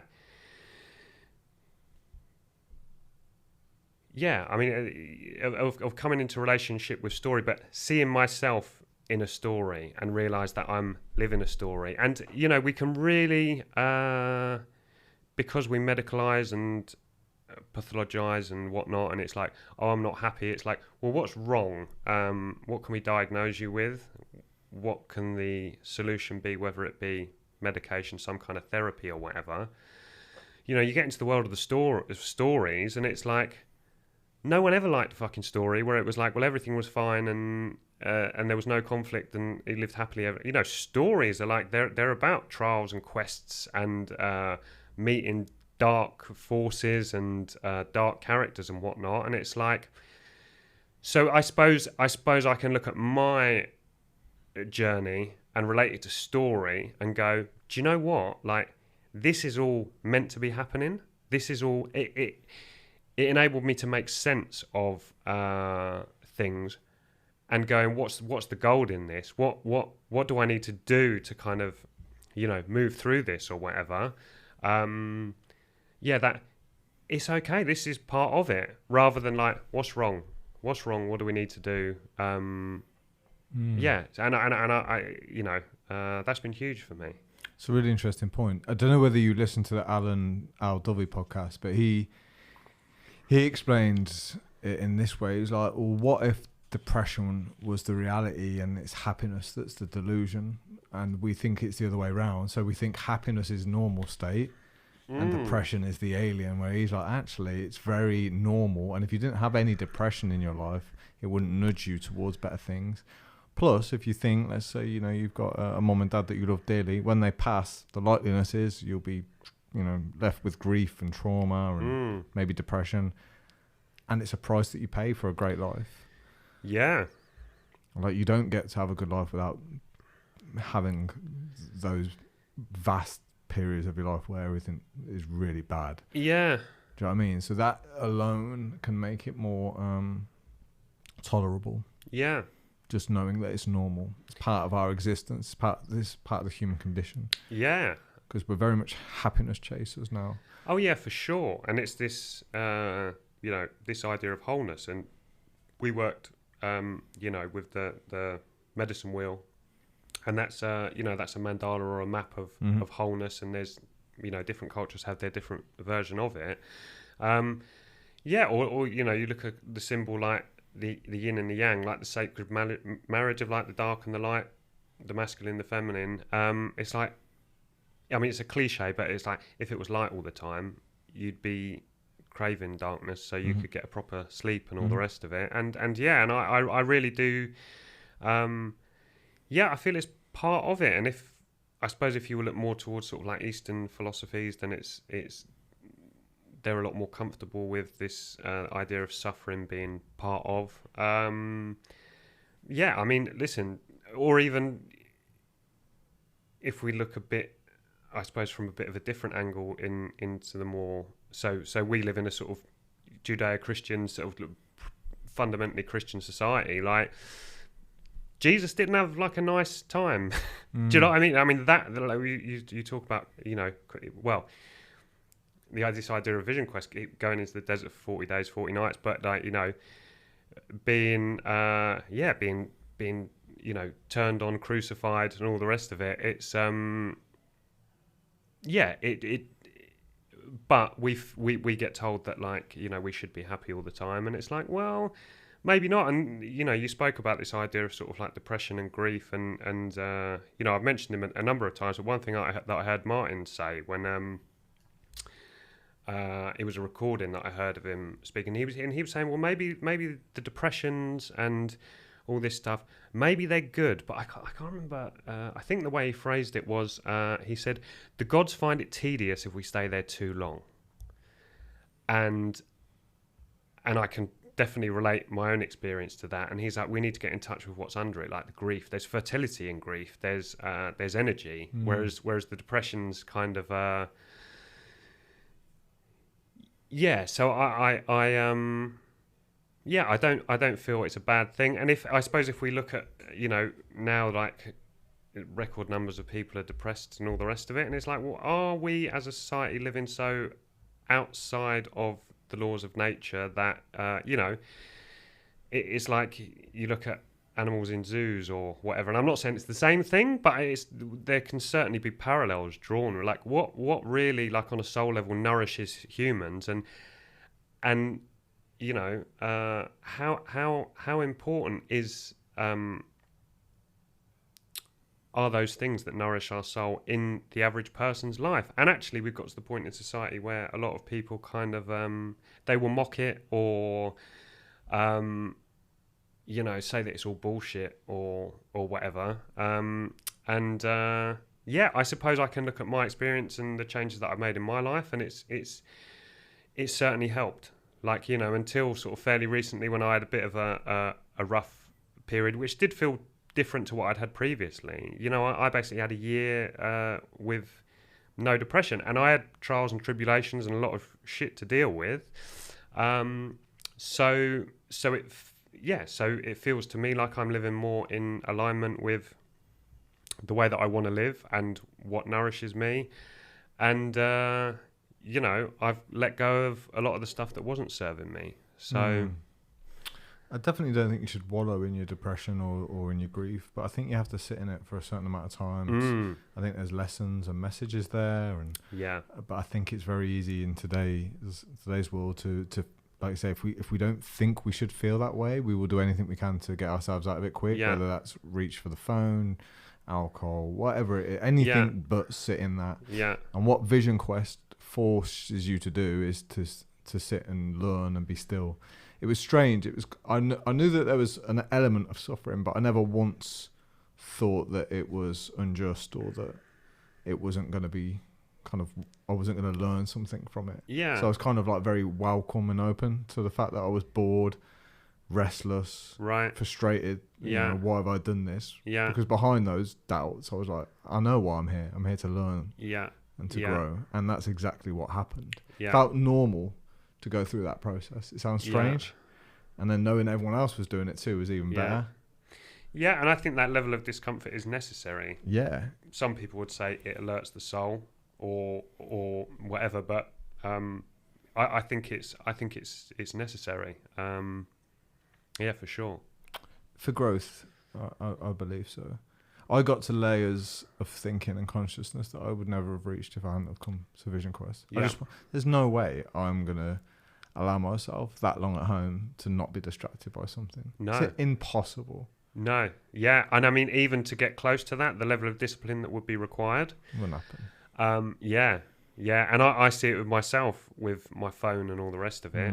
As much as, I've experienced, there's been so much good stuff that I've got from social media, podcast platforms, whatever.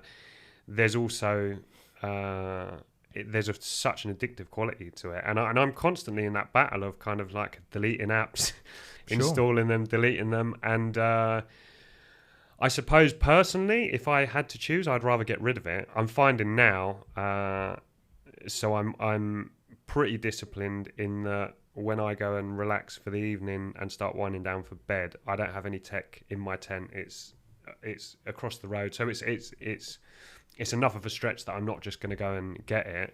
And I've been reading more, and I sleep better, and all the rest of it. But I mean, that's took a certain level of discipline. It's like, how many people have their phone plugged in, like right next to them on the bed, and might go to sleep watching a video or listening to something or whatever, and then get up in the night and check it, and it's so to remove all that, and you know, and not to have a book to read, and not to, it's there's something of just sitting, quietening the mind, and listening. I suppose for me that's kind of what it is sort of being attuned to what might come and listening. And like you said, part of that is like boredom. I mean, you know, different people are with different things, but the boredom was especially day 2 was crippling. It was the longest day ever. Like, I didn't have my watch with me either, so I wasn't sure of the time. I kept trying to guess it and wish for the minutes and hours to pass, but it was only on day 3 really, and I don't know how it came, but that was the first time I've ever noticed how closed I've been in my life. That's what really mirrored me. All this time you've been closed. Really closed. Not let anything in. You know, I think that was the first time I kind of, like you say, upon reflection, you can see, of course you've been closed. You can see it. Look at your life. But it's strange to have that revelation or it put in front of you so clearly, because then it's like going back to what Joel said, and what are you going to do about it? Do you know what I mean? So it's like, fuck, now I've got to try and become a man who's more open-hearted. Which I think a lot of men would probably, if they spent time, would realise that they might be closed too. See all the time. For sure. Again, I think it's normal. I don't think it's not an attack on people. I think it's just normal. But it's very brave and courageous to open up. But you're going to experience, I think, a different life. Oh yeah, I mean that's one worth living, basically. For sure. You know? I mean, that's certainly been my experience. It sounds like that's kind of where you're at the moment. Well, I picked that up from you. I mean, you were quite emotional at times, weren't you? Very open. You weren't scared to show if something touched you. Whereas I couldn't get it out in the group. I don't know why. Because I can, like at home, I was watching a little bit of TV last night, This Is Us. And I'll cry. No problem in front of it. For some reason, I couldn't express it around the circle. I mean... and I got a bit of a reputation there, I think, as that. Like, not in a bad way, but just, you know, I think people could see that it was a front. And that inside I was in quite a bit of pain, like most people experience in their life. And I can definitely identify with you in that respect for so much of my life. And really, it's only been the last sort of handful of years where I've started to you know, sort of like become emotional, cry, that kind of stuff. But my experience of when I went to Call of the Wild Soul, it's like I was in a really pretty dark place then, and I sat in a circle of mostly women. And just got fucking broken open, like, or I just broke open. Do you know what I mean? And the emotions would kind of flow, and there was a lot of healing in that. But I was also in quite a sort of it's quite a raw place to live. And I had the luxury that I had this period of time where, like, I didn't have to go to work. I didn't have to be around scaffolders. I live in a beautiful place with people who are kind of, their values are aligned with mine. I see what Giles and Jackie are doing with this piece of land, and you know, and being in sort of like, I kind of had, and Martin talks about this. It's what is very difficult about Vision Quest is in a society who have forgotten that we ever did that stuff is the return. And, like, you know, it would be that we would all return to the village and people would celebrate, and they would know what we'd been through, and they would know what had happened because they'd experienced it, and we kind of got welcomed back into the fold. And it's like, you know, and it would have been at a certain time, you know, there would have been rites of passage for certain times, but, you know, a shift, say, for example, from becoming, if we take men, for example, a boy to a man, and it would be like, well, you're one of the men now. And we don't have that. I think I probably had the closest that you get to it in having a handful of people who had been through it and got it. And, you know, I met Beth 2 days after Vision Quest. There's a bit of a story to that anyway, and she'd also been, you know, she got it. So I think if I'd have had to go back to my old life and maybe had a day or two to sort of recalibrate a little bit, and then be standing in a yard with 30 scaffolders again, maybe I wouldn't have been broken open in the way I was, because maybe it would have been too much. Who knows? Definitely something to be said about being around the feminine energy that the women brought. Yeah. And even some of the guys, like, I won't name names obviously, but some of the guys were quite open about how they were feeling. And yeah. That was a very new environment. Yeah. Probably for you, scaffolders are notoriously tough men, Yeah. I think I said this to you last time. I think, and again, I haven't got like the info on hand to this, but depression and suicide in scaffolders is high right now because it's a continuous front that a lot of the guys have to put on. They're tough men. Yeah. They're going out. It's fucking graft in the winter, in the summer. Yeah. And I remember reading that stat, and I know some scaffies, and they're all great lads, but they got some stuff going on. Yeah, I think there's a lot of factors involved. I think there's I think there's different types of scaffolders. There's the archetypal scaffolder. There's a culture involved, and it's hard drinking, addiction's quite a loud, all the rest of it, and who kind of like, there's a kudos to it. They sort of pride themselves on it, and there's other people like that's just their trade. They're family men. They're not that. But whatever way you look at it, it's a lot of heavy lifting. It's a lot of graft. You're working at heights. But so I think it's. I think there's a lot of factors involved. I think there's a lot of addiction. I think there's a lot of trauma, particularly in that world, or more of a guy's world, to sitting in a circle where you've got like this beautiful, soft, feminine energy. Yeah, for sure. That was quite. I don't know if it was new to you. That was new to me, or at least I hadn't done that for years. The better man, and everything I've done has been with men. Yeah. You know what I mean? Yeah, I mean for sure. And I certainly came. I've almost had an about turn in that I felt safe with men. I'd done some men's work. I've always worked around men. I've always shared what's going on with me with men, generally speaking.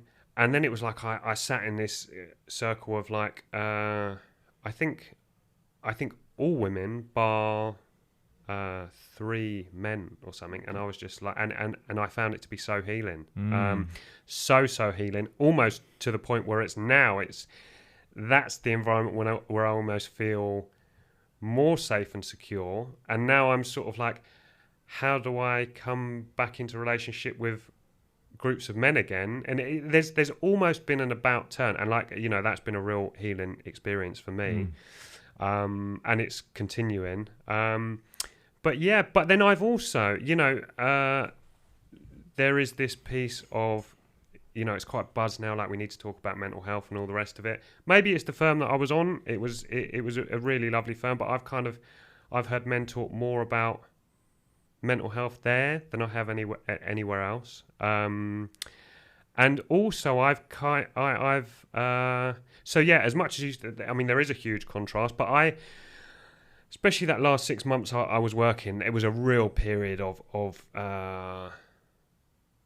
I suppose I was sort of breaking open, and I've had periods of like where I've just fucking lost it. I'm like, fuck this! I remember being on this site right opposite Lord's cricket ground, and anyway, I was doing something, and it was, the weather was shit, and the wind was howling, and I was like 130 foot in the air, and I was feeling fucking depressed at the time, and I was like, fuck this, I'm going home. And I remember like taking my tools off, going downstairs, and I was like, I'm going home. My mate was like, whoa, he's like, what's going on? And I just started crying. I was just like, I can't. And he was like, get in the van, we'll go and have a coffee. And he didn't get it, but so I'd also experienced, not through any choice of my own, what it was to be vulnerable around those types of men. And actually, that was a beautiful experience, and there was something really healing in that as well. So everything you're saying is true, and also it's not necessarily that simple. And I've really built relationships with men that I love dearly through that. So yeah, there's I suppose there's a lot of different factors to it. I think it just takes one brave man like yourself to do that sometimes in an environment of notoriously tough guys where then relationships can start to strengthen. You know, or one guy's stepped forward and shown how he's feeling. Yeah. In my experience, it's usually the case. You know, you need a leader, or someone almost feels relieved when they see someone else break down because they're like, I feel like that. Yeah. Or sometimes I feel like that. And and thank you for that.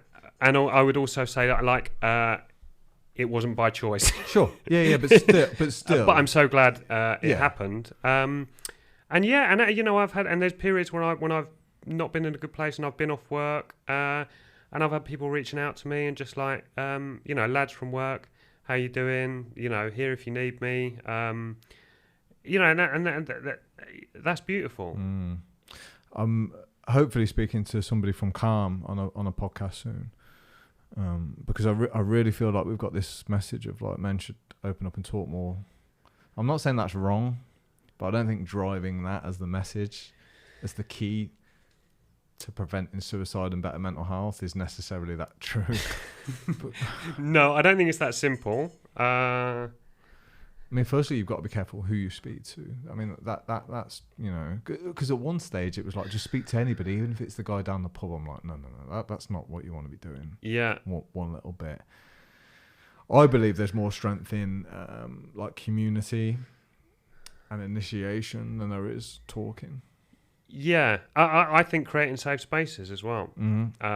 That's community, right? Really, yeah, for sure. And I think somewhere for people to talk. Yeah, and I think it's optimal if that is away from working life. You know, I mean, there's men's groups and all the rest of it. I'm not. I have been to men's groups. I'm not involved in one long term. It's something that I may or may not explore in the future. But I think that's so important to have a safe space. And I mean, we experienced sitting in a very safe space, and it was mixed in terms of genders. But there's certain things that I wouldn't bring to a mixed environment, which you know, I think it's important for us to sit in circle in community with mixed genders. I also think it's important for us to, you know, to men to go and sit in circle, for women to sit in circle, and you know, there's different things that would be appropriate to share there, and there would be different levels of identification and whatnot. But then it's like, how do we, you know, how do we? I don't want to say get people to do that, but how do we make it kind of like norm for people to do that? Because actually, yeah, I think it's really, and you know, the construction industry is kind of held up as this one of, you know, where like there's depression levels are high, and I think I don't know about statistics, but quite possibly suicide and whatnot, and you know, I know of a number of men who've taken their own lives.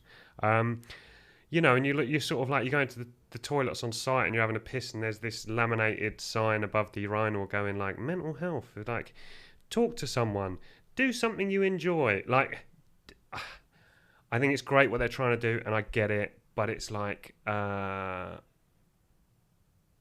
there's such bigger kind of societal problems. Yeah, society's not set up for us to thrive with our mental health. It's just not. So I find it all very hypocritical.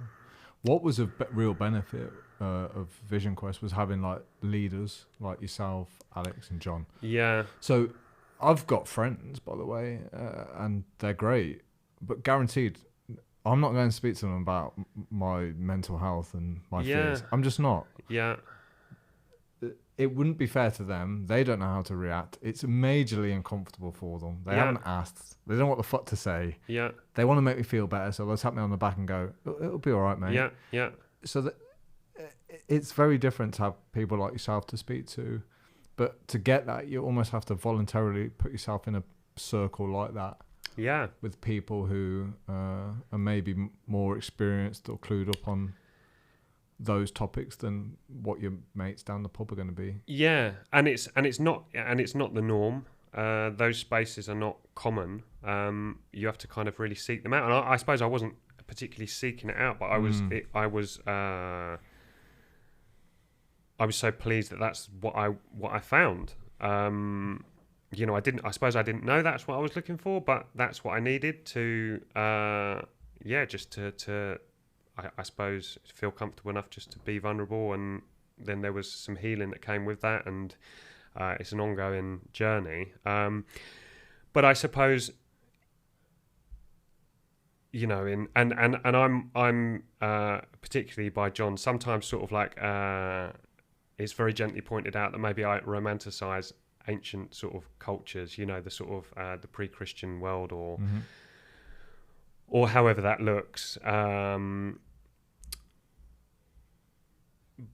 But I think that would have been, you know, we would have sat in circle, and there would have been well-seasoned elders in the community. I'm not just people who were older, but who had sort of come to the stage of being an elder through having experienced the trials and the tribulations, and there would be ceremony and initiation, and we would kind of be walked through and guided through this stuff, and, you know, we would sort of take counsel from the elders. So actually you're not going to be talking to your mates who are, so if you're looking at, say, men in the sort of 20s, 30s, be in that sort of like, I suppose, warrior phase where we'd be out sort of like hunting. It's like but the elders were there, and it's like, where are the elders in our society? And they're few. That's a great point. I think one of the only downsides to Vision Quest was it was almost like look at what you could have type thing. Yeah. Do you know what I mean? So it was like, oh, this is amazing, but I kind of know I've got to go back to my world where not many people really understand it or get it. Yeah. And you can almost feel a little bit more alienated because you might have had this like spiritual awakening. My mentor Jeff always says to me, there'll be times where you think you're going fucking crazy. Yeah. Because you've seen things you can't see, you felt things you can't feel. Yeah. And then you look round and it's almost, it can be like a bit of a zombie land. Do you know what I mean? People are walking around totally unaware. And again, not in a judgmental way. This is just like, you've experienced something. Yeah. You've seen something. It's a bit like a veteran coming back from war and they come back and they can't believe that this is going on. Do you not know what's going on out there? Yeah. That kind of thing. So there is that integration back into normal world. Yeah. And it can increase the feeling of loneliness because you're like, you know, Ben lives 4 hours away. I'm never going to see John again. These guys understand. These guys are in council. Like, how do I get that now? How do I get that fixed? Who do I open up to? Who can I have these deep, meaningful conversations with? Yeah, yeah. And I certainly share that with you. And I also feel that I'm in a slightly different situation because of the people that I live with. And when I say live with, you know, they're sort of close by. Obviously, you know, my partner Beth. So I have somewhat of a community, but I also crave that.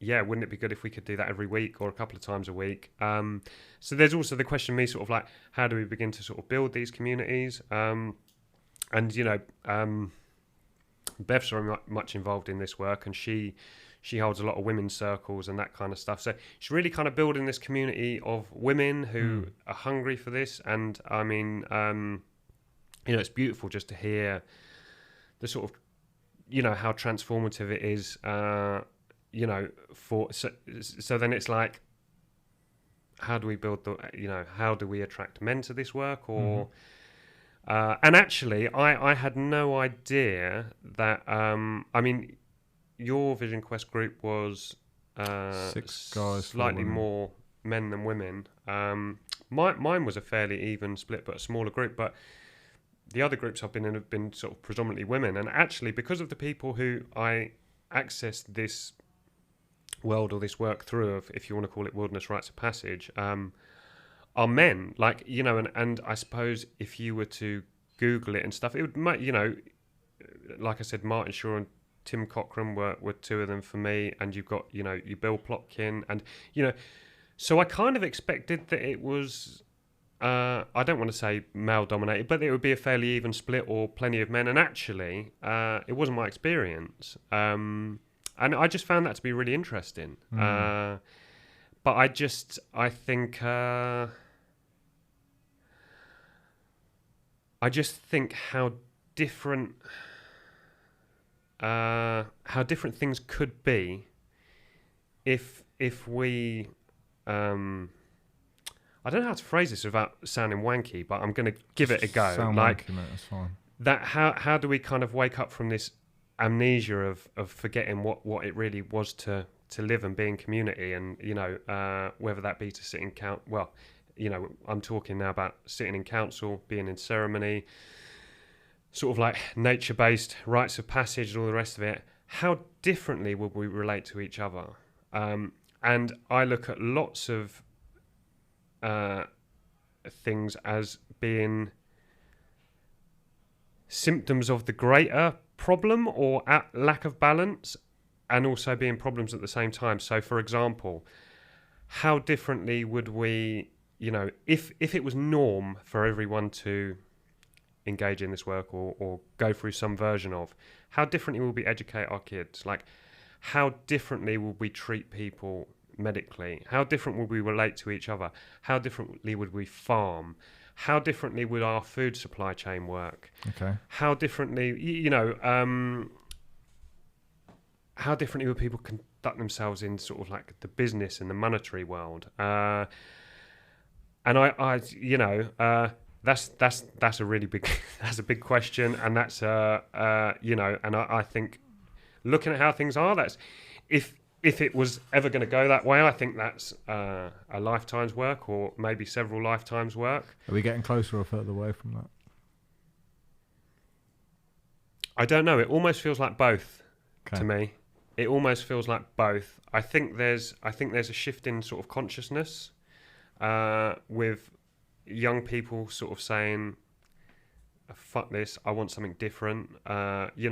Environmental issues are now getting to the point where, like, they're very real. We used to talk about our children's, and now if you look at sort of things like soil health, looking at the decline of bees and they're becoming very real. So I think there is a shift in consciousness, but then I think a lot of people, increasingly are choosing to live differently. But I also think, like, the machine is so invested in people carrying on doing what they're doing, and corporations having control, so much control and so much influence over government and all the rest of it that so I don't know. In some ways it feels like both. Yeah. I hope closer.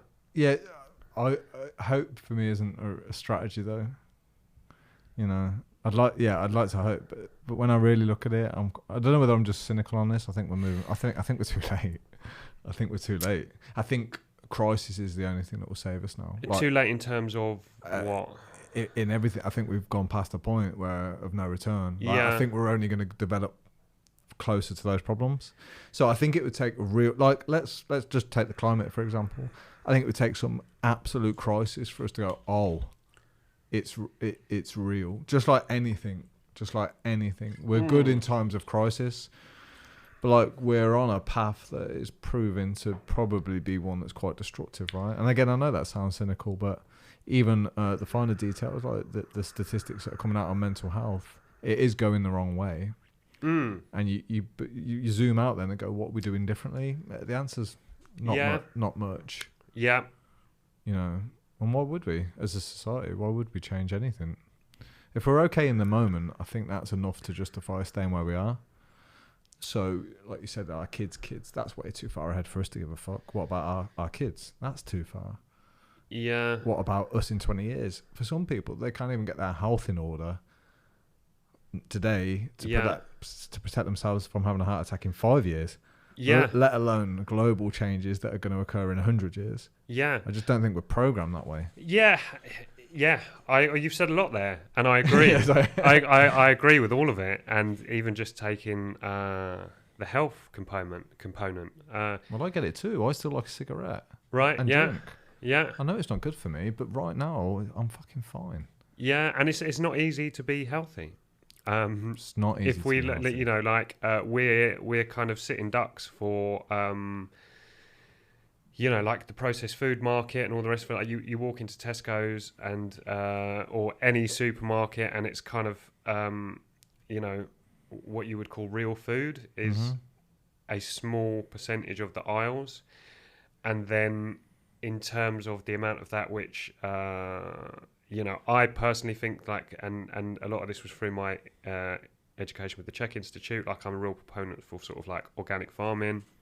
Biodynamic farming seems like a great kind of model. I know a little bit of that, but I'm sort of learning more as we go. So then if you take the real food and then the percentage which is sort of like optimal in terms of like healthy for the person who's ingesting that and it's becoming part of their body, and also for the greater environment, it's it's minuscule, really. Yeah, and I think again it can create bigger gaps. So if you look at like organic grass-fed food now, like who can get access to that food? It's people with money, right? Yeah.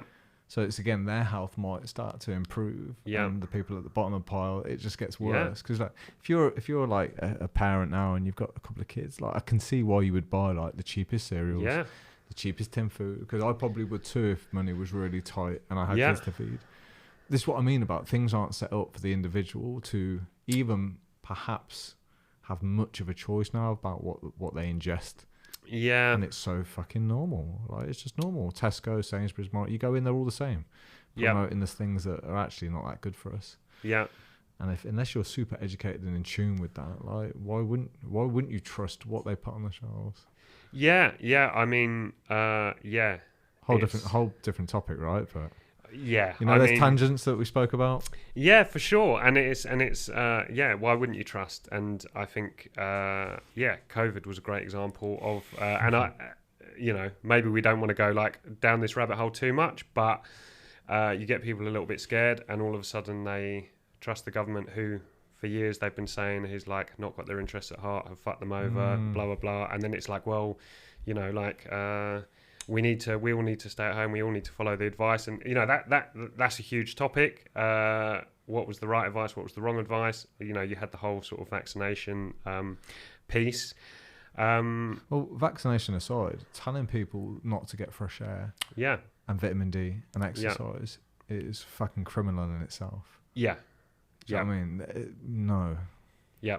And it's interesting you say about people who like would argue with the government but then comply completely. Maybe it's driven by fear, probably, we know how powerful that is. But it is interesting that you say that. I've never really thought about it that way. It's like, we'll fuck the government and so on, but they're telling us this now. We better comply. Yeah. And not even question. Yeah, I found it was interesting. Yeah, that's a good word. It was interesting to observe. Sure. It was, man. Dude, I could speak to you all day. We've done over 2 hours, Are we really? Serious. I knew this was happening. This is why I said to you, get here early, because we will be talking. What's next for you? Because like I say, I feel. By the way, when I went to Vision Quest, I had an email like I can't remember. It was a week before saying I can't remember. I think it was Fiona, the girl who was supposed to be there. Yeah. Fiona can't come. She's lost her beloved dog, and she needs to be at home.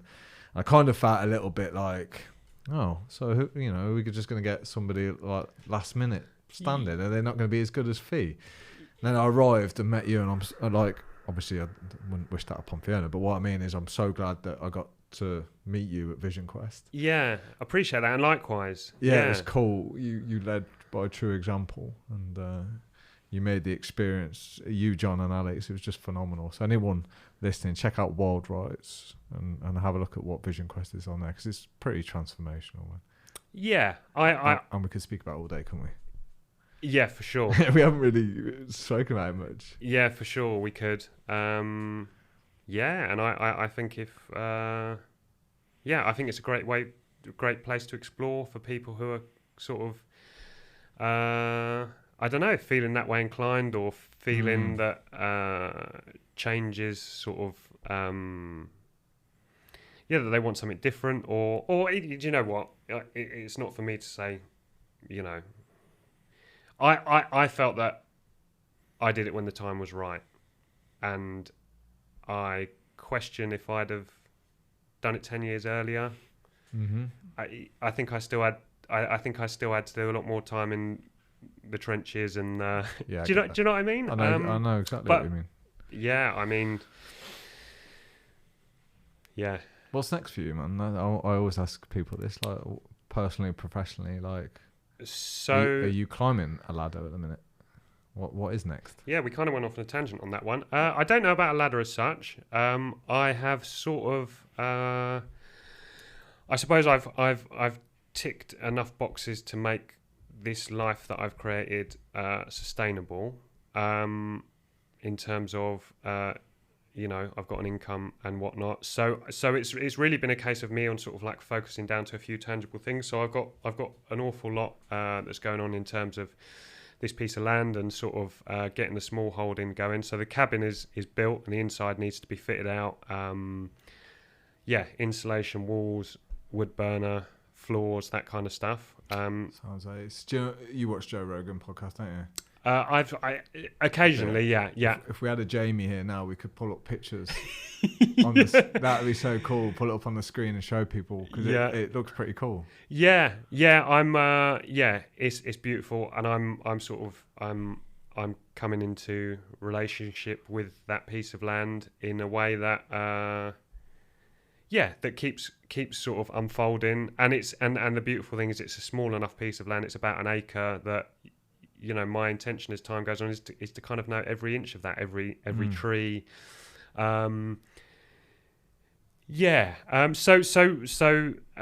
that's a big part of my effort. So there's some irrigation ditches that need to be dug to make things work when it gets wet again in the winter. Sorting out where sort of veggie patches are going to go, get some chickens on the place, maybe some goats, that kind of stuff. Nice. So I've got that, and I'm being mentored by John, so hopefully assisting on more of the sort of wilderness rites of passage type work. That's my real passion, and that's where I'm really getting my sort of fulfillment. And then seeing where things take me in, hopefully I can create a professional life which is somewhat related to that, or it could take me to sort of exploring, the world of therapy, or So that would be the sort of bigger goal, and then what I'm kind of with at the moment is there maybe a little bit more of a creative or interesting way that I could make a living in the short term, which means that I could spend a lot more time in the place where I live, tending to that. And that is, for someone who's quite a fantasist and has quite somewhat of an ADHD brain and can go everywhere at once and be overwhelmed and do nothing. That's, on a practical level, that's it for me. Obviously, I'm a father, and, Beth and I have been together about over a year now, so continuing to build that relationship and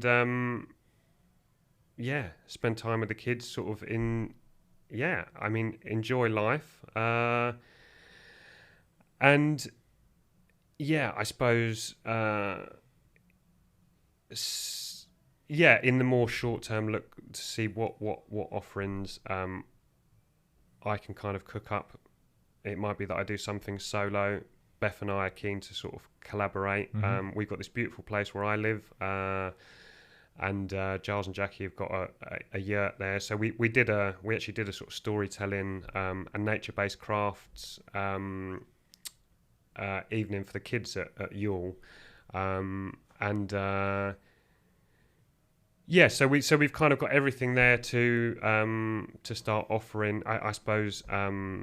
That soul making in nature, it does it for me. How John and Alex would frame it. So I suppose in the short term, start offering some of that, as well as taking care of all the other stuff. So that's that's plenty. Sounds good. I can't let you go with it. Asking the traditional question as well. I don't know if you heard this on the podcast, but what is it that you need to work on now in your own game to become what you might call a better man? I think to continue on the path that I'm on, in terms of sort of engaging in that work that I've now started to step into, and assisting on your Vision Quest was part of it, and to, I suppose, continue to live from a more open-hearted space. And the boring part of the answer is actually an area where I could really improve, is with sort of discipline, consistency. I'm very good at the sort of more esoteric out there stuff, and the nuts and bolts side of it I could certainly do with. There's work to be done there. Oh, we're the opposite then. I'm good at those little kind of bolts, but it's something you and I just want to share this quickly because it was so helpful when you said this. I kind of said to you on the last day, I was like, Ben, I'm scared. I'm not going to be able to take this open-hearted guy that I want to be. And I don't think I'm going to be able to take him home with me. And how do I become him for the rest of my life? And you were like, well, shrink it down, and why don't you ask the question of like, how can you live more open-heartedly today? Yeah.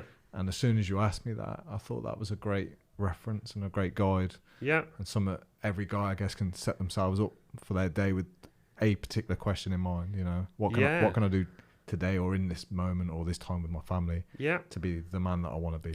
Yeah, and also be aware that if we talk about open-heartedness, certainly I speak from my experience, is not a constant state, and that I can feel a bit unsafe or a bit triggered, and my heart closes, and then it's a process of re-regulating, sort of assess, seeing what went on there or whatever, and for me, being in a relationship with Beth has been real. There's sort of healing that has taken place in relationship which couldn't take place alone for me, and that it's a process, and it's like, yes, my heart is going to close, and it's also going to open again, and what are the things that enable me to, or encourage me to live from that space of being open-hearted. Mate, I could seriously speak to you. Yeah, me too. All fucking day, but there's two things I need to check that this is all recorded. Yep. Touch wood. I have paranoia all the time. Yeah, sure. And then we need to go to Nando's. We need some protein. Cool. Sounds Speaking good. About chickens. Yep. Let's go and get some. Mate, thank you. I know it was a long way for you to come, but hopefully you enjoyed it. It was worth every minute. Yeah, pleasure. Thanks for inviting me. Anytime, brother. Mate, that was class. Enjoy. Cool. Yeah. That's good, man. Mate, let me check this now.